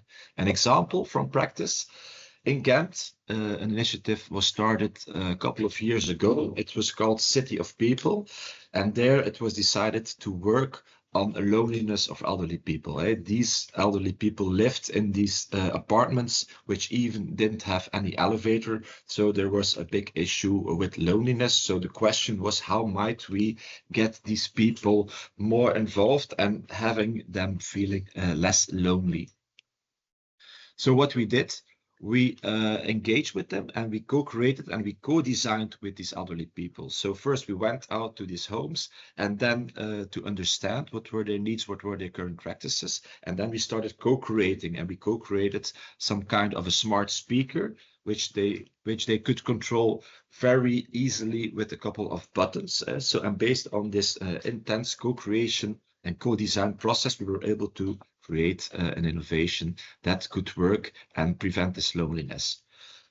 Of course, also multi-stakeholder. So we also took a broader perspective. So we co-created and co-designed also with students that could come and visit these elderly people and could also interact with this smart speaker. And also we involved, of course, city employees, as the city of Ghent also wanted to be part of this process and wanted to be involved. So also intense co-creation, intense co-design. And this led to some kind of an operating system where we connect the smart speaker with a WhatsApp as a medium to communicate with volunteers, being the students, and with a computer dashboard in which the city employees could follow up on this process. So by actively co-creating and co-designing with your stakeholder groups, you can generate and co-create innovation, and you create value in the short term.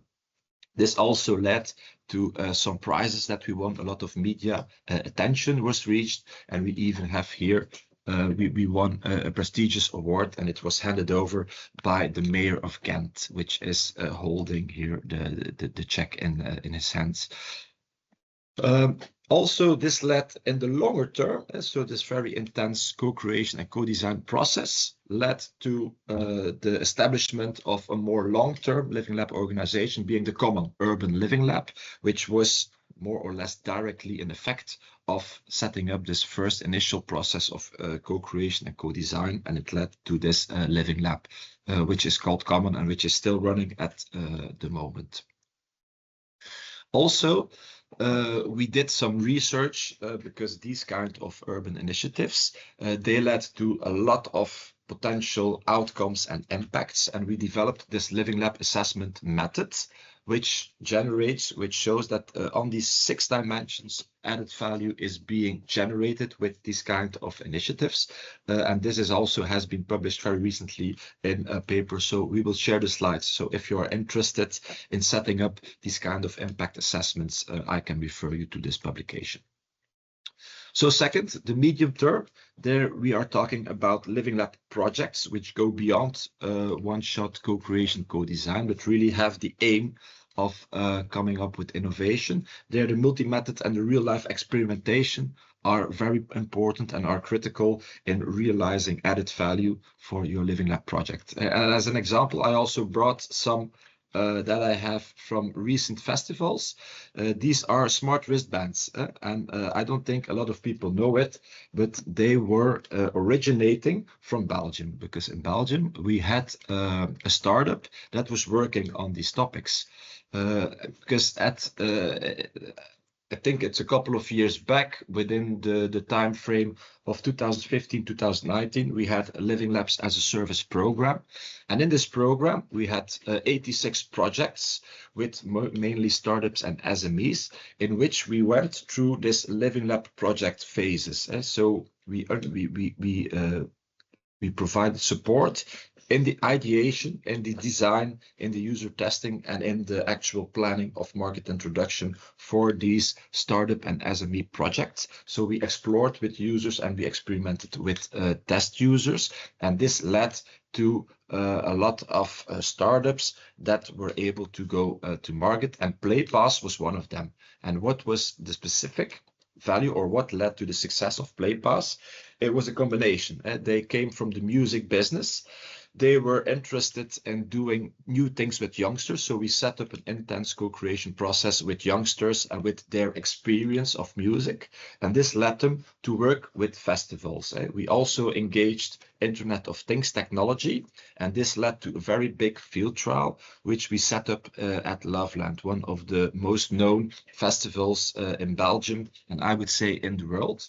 And there, PlayPass, or these smart wristbands, were tested for the first time, and it appeared to be very successful, but only the success was reached by getting the user in and doing multiple iterations of this innovation and getting from less realistic to more realistic field trials, which culminated in this big field trial at the Loveland Festival. And now these wristbands, these smart wristbands, are common across, I would say, across the world and across all kinds of festivals. So this really shows that this real life aspect can yield a lot of added value and can decrease the time of market.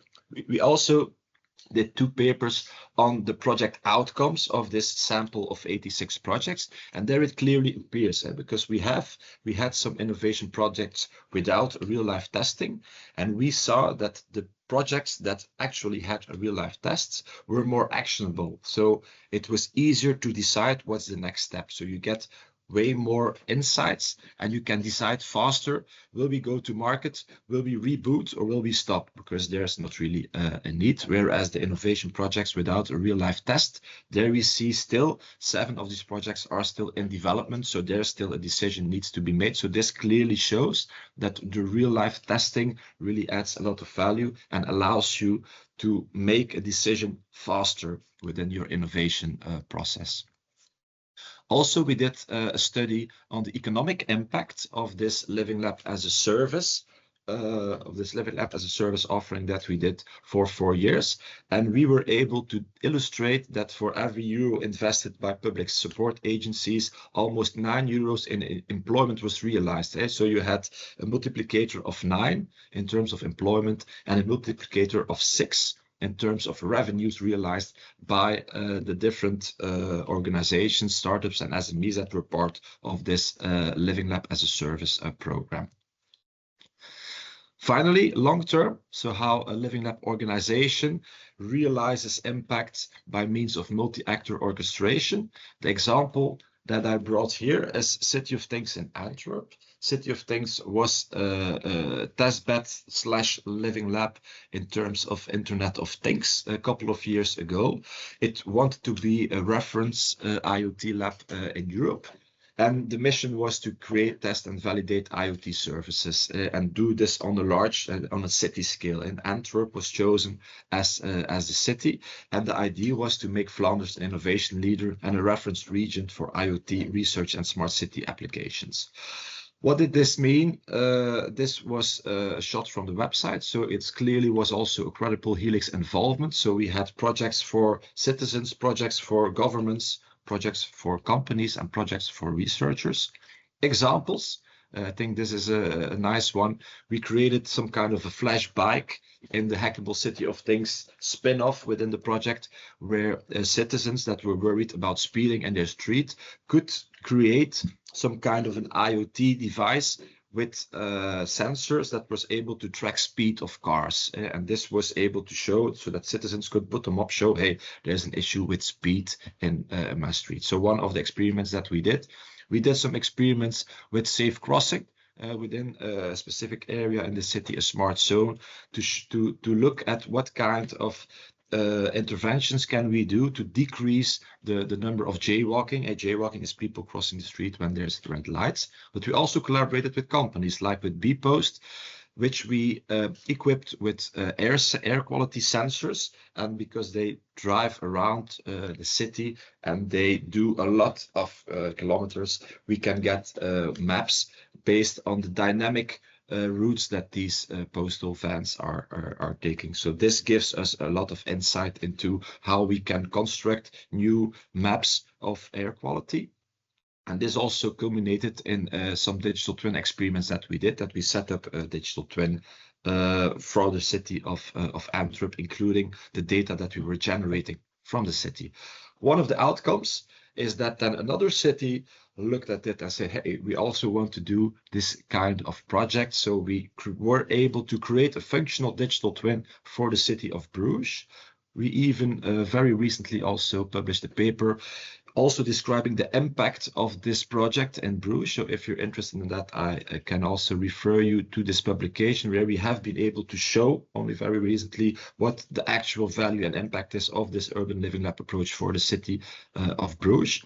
But also in the long term, this City of Things living lab, which ran for 4 years, had also long-lasting impact. So now this has led to a City of Things call from the Flemish government, where cities and communities can apply for funding to do creative projects with technology. So this was copied and is now still running and is still a very successful project. And also the Flemish open city architecture was developed and rolled out, so where cities and smaller communities and villages can also use the learnings from this project and can implement reference architecture to streamline and to harmonize the way in which they go and they cope with data, with city data and with applications. And we also did a paper on these impact of living labs on innovation ecosystem, which was also quite recently published in the Journal of Responsible Innovation, which clearly shows that living lab organization can have a very strong and catalyzing function within regional innovation ecosystems. So these were my examples, and this talk was to show that living labs are able to generate added value on the 3 time horizons. So they can generate added value on the short term, but also on the medium term and on the long term, because they are also operating on these 3 time frames. In the short term, you're doing co-creation, co-design activities with different stakeholders. In the medium term, you do this real-life experimentation with different user groups. And in the long term, you are trying to attain, you are orchestrating these multiple stakeholders and your innovation ecosystem to reach more long-term and strategic goals. So co-creation, co-design are specifically suited to foster more inclusive and more responsible innovation, which I think is also very relevant in the context of this day and of the GILL project. Multi-method and real-life experimentation increase the actionability of the results and decrease the time to market or decrease the decision-making time. What should we do with this innovation? Should we continue? Should we change or should we abort? And the multi-stakeholder orchestration allows for more responsible and really ecosystem-driven innovation. And this is something that you can reach by means of your Living Lab organization. Okay, thank you for your attention. If there were any questions, you can drop them in the chat, and otherwise enjoy the rest of the training, I would say. Thank you. Thanks a lot, Dimitri, for providing also these different perspectives and for bringing light on the Living Lab approach for all our participants. And actually, there is a question because Sima in the chat wrote, do you recommend human-centered design and similar innovation to be preferable when in the methodology when applying for European funds? I for sure do this, but this is, in fact, it's a very good question. And this is with ENoLL, we're a lot putting emphasis also on the European level to show them the added value of more human-centered and co-creation approaches. And in fact, we have had some very recent successes where living labs have been explicitly mentioned within some of the call texts. So I would say this is ongoing work. And I think the same goes for these more gender approaches. I think we need to show added value and that we should try to influence also on the European level that this is the best practice. And I think that we can realize this by really showing these outcomes, these impacts within our projects, and to show the successes. We should also show where it didn't work, but especially put focus to find where do these really have added value and where can we show added value of these gendered and human-centric approaches. Because I strongly believe that the future for innovation really lies in being more responsible and more inclusive. They have a saying in Africa, they say, alone you go fast, together you go far. And I think as a society, it's our job to go far for the moment. We have all these kind of wicked problems coming at us. We are in the middle of all these problems. I think the only way forward is being responsible and being more inclusive. So yes, of course, human-centered design should be key in these European projects, but we still have work to do. Thank you. Thank you very much, Dimitri, for this presentation and for bringing your perspective to this discussion. So now we move on with the final presentation of today. I will be sharing my screen this time, but I'm happy to leave the floor to Sheena Lorsen from Experimentarium. She will be representing one of the most successful cases of our action-oriented experimentations in GILL, which I was presenting earlier on today. So I'm happy to give the floor to you, Sheena, and let me know if you can see the slides. So hi, everybody, and thanks for really interesting presentations. And I just wanted to add, real impact is also about creating organizational change for it to become more than a project with an end date. So that's what we've been working on. I'm from a science center, from the Danish Science Center Experimentarium. And for us, this has been really important to make significant changes and to continue with inclusion in this way. So I'll be giving you examples from real life. So you could say that this is a real life setting, to use Living Lab's vocabulary. And I hope this is relevant for you. We look at inclusion from an intersectional approach, so taking gender into account, but also age, people with handicaps, and families, groups, different types of families, etc. Yeah. So next slide, Ariana. Yeah. So so when we develop exhibitions, we already look at making them as accessible as possible. So this is from our Bubblarium, which actually now is 3 times bigger, but I didn't have a picture of the new exhibit. It's very popular, and we use a kind of universal design approach. We focus on some principles that I will not be coming into now. They're called EDGE principles. You can also find them on the GILL website, I believe. But when you look at so how you set up a kind of an area, a space for people to engage in, and I guess it's the same with Living Labs. It's important to give people some kind of sense of belonging. So when we have this bubble area, and you can see it's kind of open, even though it's framed. So you have you can maybe get a kind of sense of belonging when you go in here. You're in the bubble space, but you can also stay outside and look upon it and see what's going on here. Do I dare go in there? So, and you can see that our tables are round. So round tables instead of square invite for more people to be around them, to engage together. Perhaps you can see there are images on the wall instead of long texts, so people would quickly be able to get a sense of what do we do here. Yeah, so just a little example of how we might set an exhibition up. Images should be reflecting the people in our society. This is something we're working on, and I think we could be better at.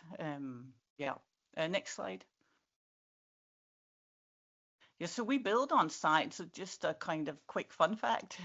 This is our space. It's just north of Copenhagen. It used to be a Tuborg brewery, Carlsberg and Tuborg brewery, where you would be putting drinks into bottles, and you would actually have horse carts taking the bottles out of the building. It's the same building, but made much more modern today, so it can be an interactive science center. And it's funny to think that it's only just 120 years ago, and there would be horse carts bringing things around, very different look on it. Next slide. Yeah, so in the GILL project, our action of experimentation, and can you still hear me, everybody? Gabriella, I can see you nod. Yes. Yes, okay, thanks. So it's applying inclusion tools to the design of museum exhibits for more inclusive engagement and highlighting gender inequalities. This is actually something we've worked on, I would say, for almost 20 years, but these past couple of years with the GILL project, we've worked on it from a stronger, more thorough organizational approach. So just next slide. Yeah, and these are, you can maybe put them all three up. Yeah. So our key objectives are to enhance professional development and allow for these gendered educational practices. And practices for us can be programs, activities, workshops, exhibitions. It's how we communicate science and technology, engineering, climate to our visitors. So with the second bullet, you can see that we quite quickly realized that we had to increase awareness and knowledge of the importance of developing these gender inclusive engagement activities amongst our personnel, amongst our staff, and we had to do this broadly to make a significant change. So what we have done to create this change, and that's on point 3, is we've established an inclusion committee. We actually did that almost 2 years ago now. We've developed an inclusion strategy that's actually not quite finalized, but almost.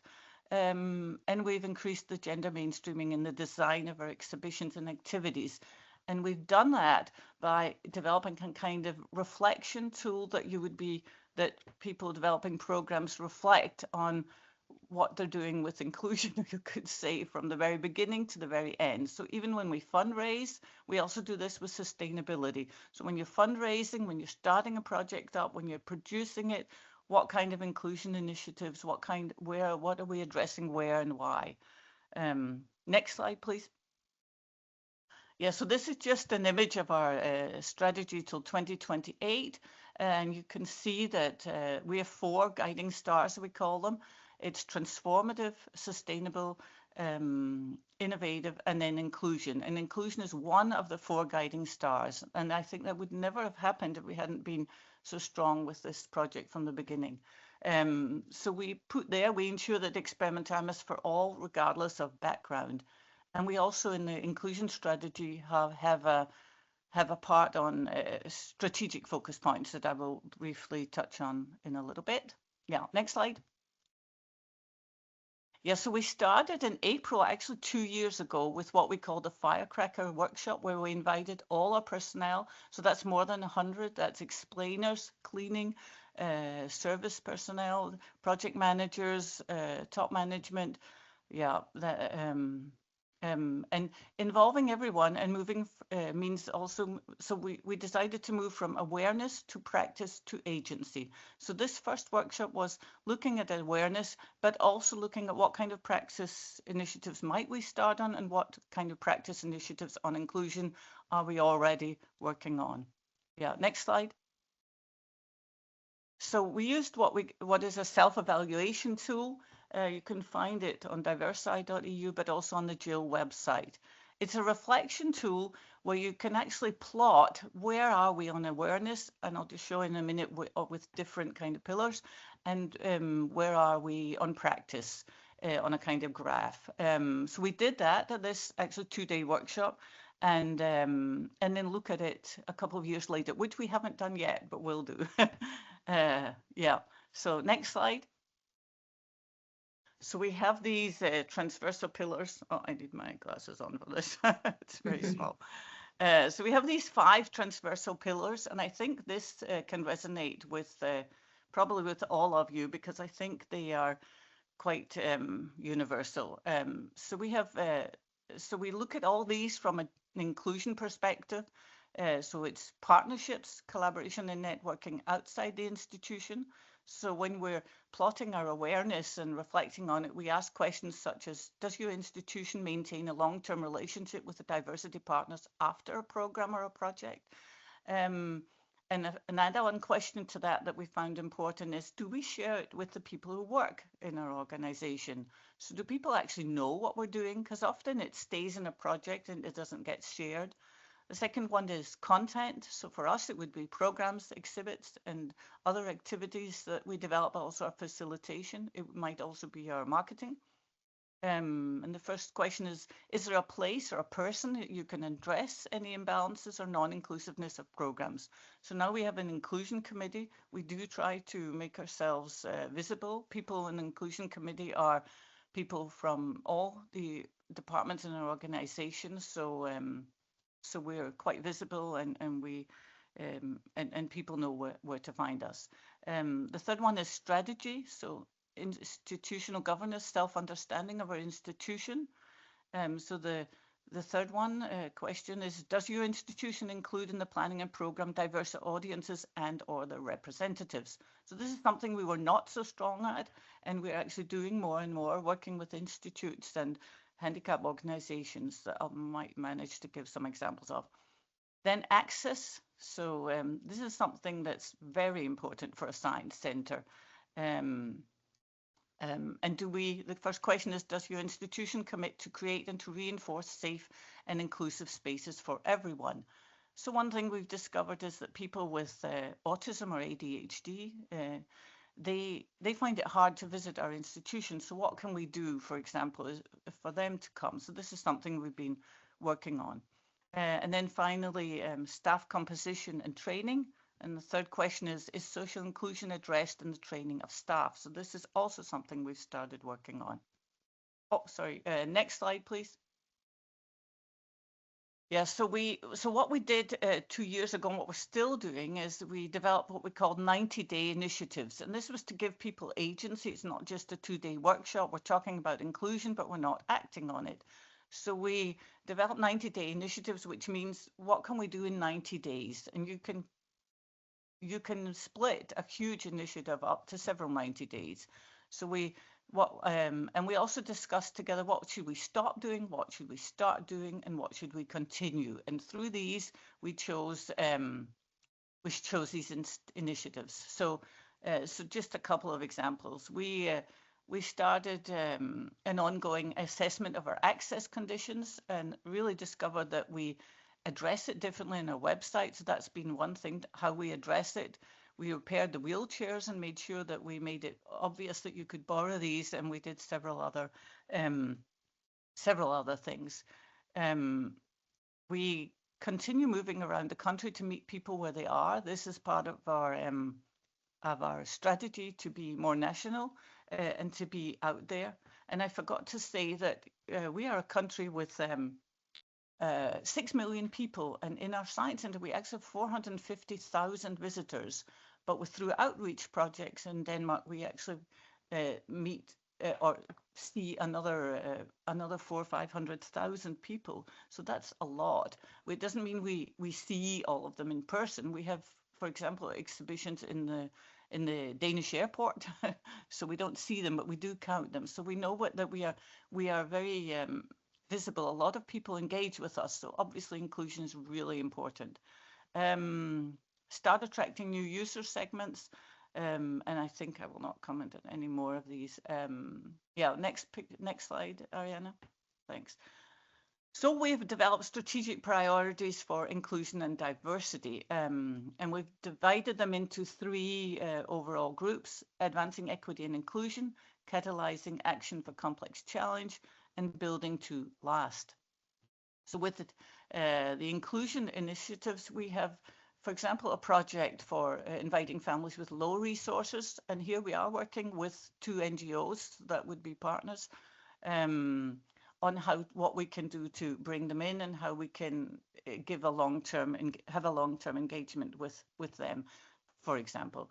The build to last, I'll just give you an example for the brand story and communications. This is something that's never been worked at, and we just found huge things that should be changed. So somebody from the marketing department is also part of the inclusion committee. So I would say that's really important because they are our, our look to the outside world. So we have them with us, and we have actually been kind of detectives finding out what is not, what could we change, what could we make more inclusive, how can we speak to different visitors.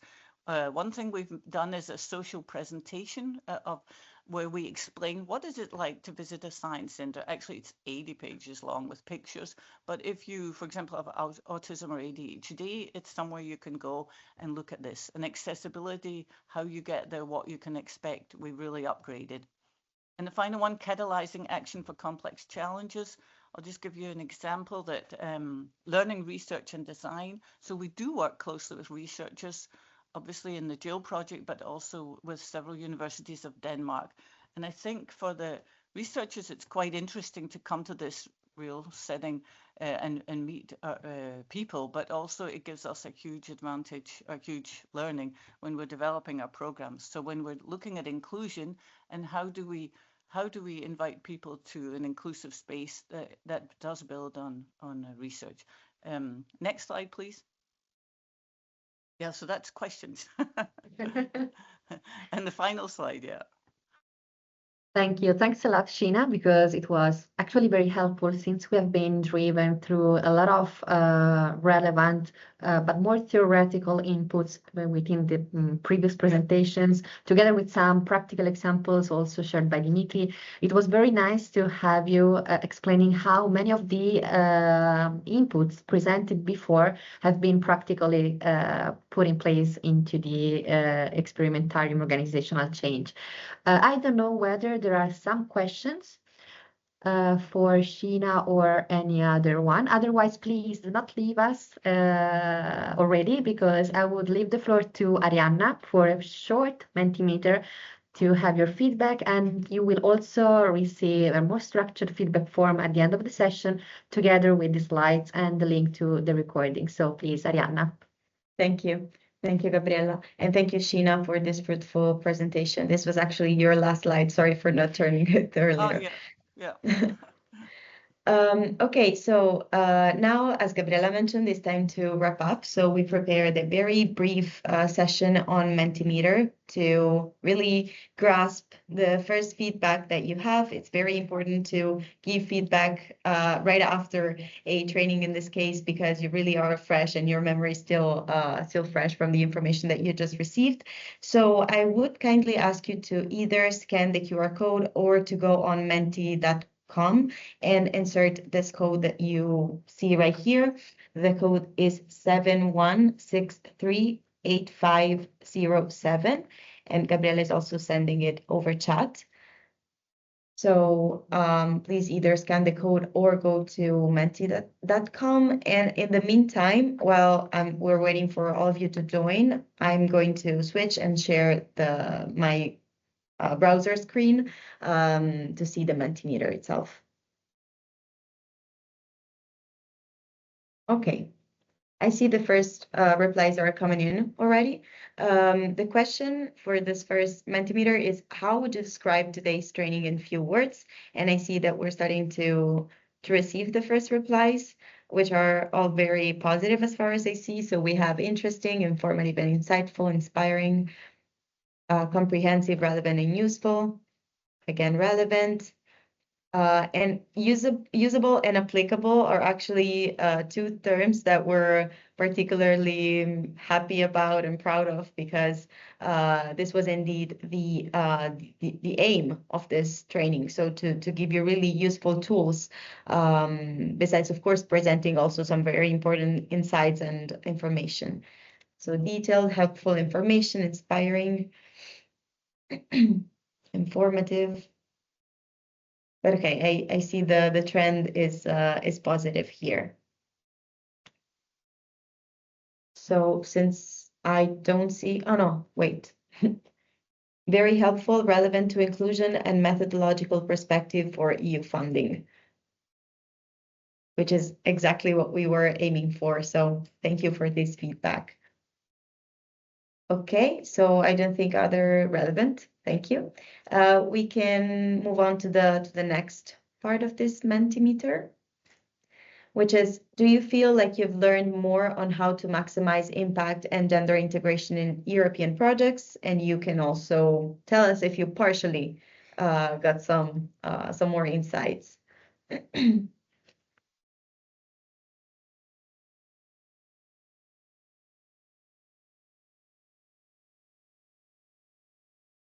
Okay, great. So the trend is also in this case very good as far as we see. And I see also the majority of you has voted already. So anyways, as Gabriela was mentioning before, we will be sharing a more complete feedback form after this training. So whether you have any additional comments or any other things that come to your mind after we close this meeting, that will be the place where you can share those feedback and comments. Okay, I see that the trend continues to be good. So moving on to the next question. We want to know how useful the training was with reference to the two main topics that we touched upon, so impact in European projects and integration of gender aspects.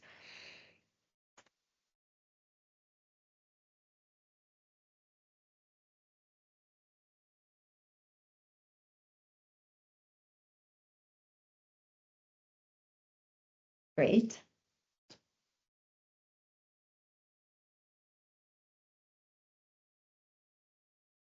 So even here, it seems quite balanced, the ratio.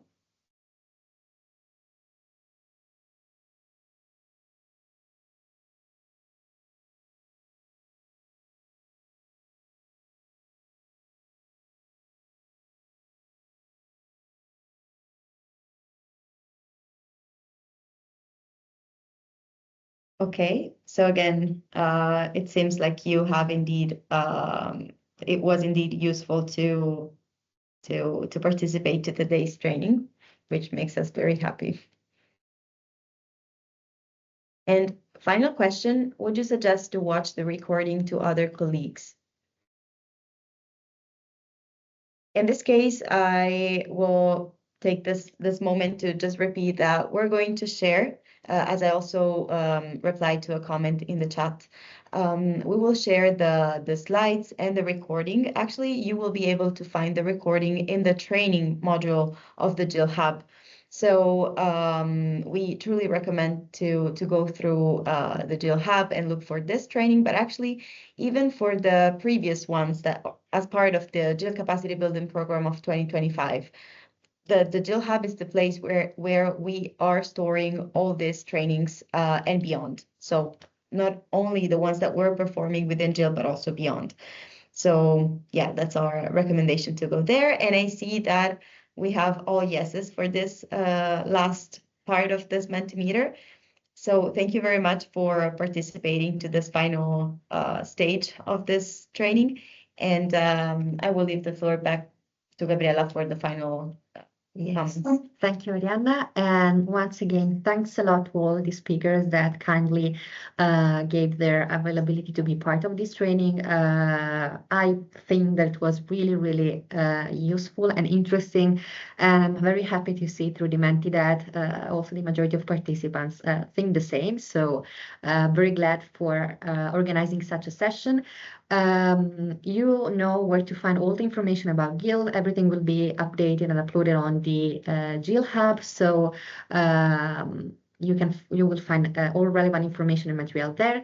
And please, you can also start following us on the social media or always keeping an eye on the website, because we are unfortunately in the last months of the project that will end in December. So we are going to organize many other activities from now till the end of the year. Once again, thanks a lot for being here and enjoy your day, or for who is on holiday or will go on a holiday soon. I wish you very, very pleasant and relaxing holiday. Thanks a lot. Goodbye. Thank you.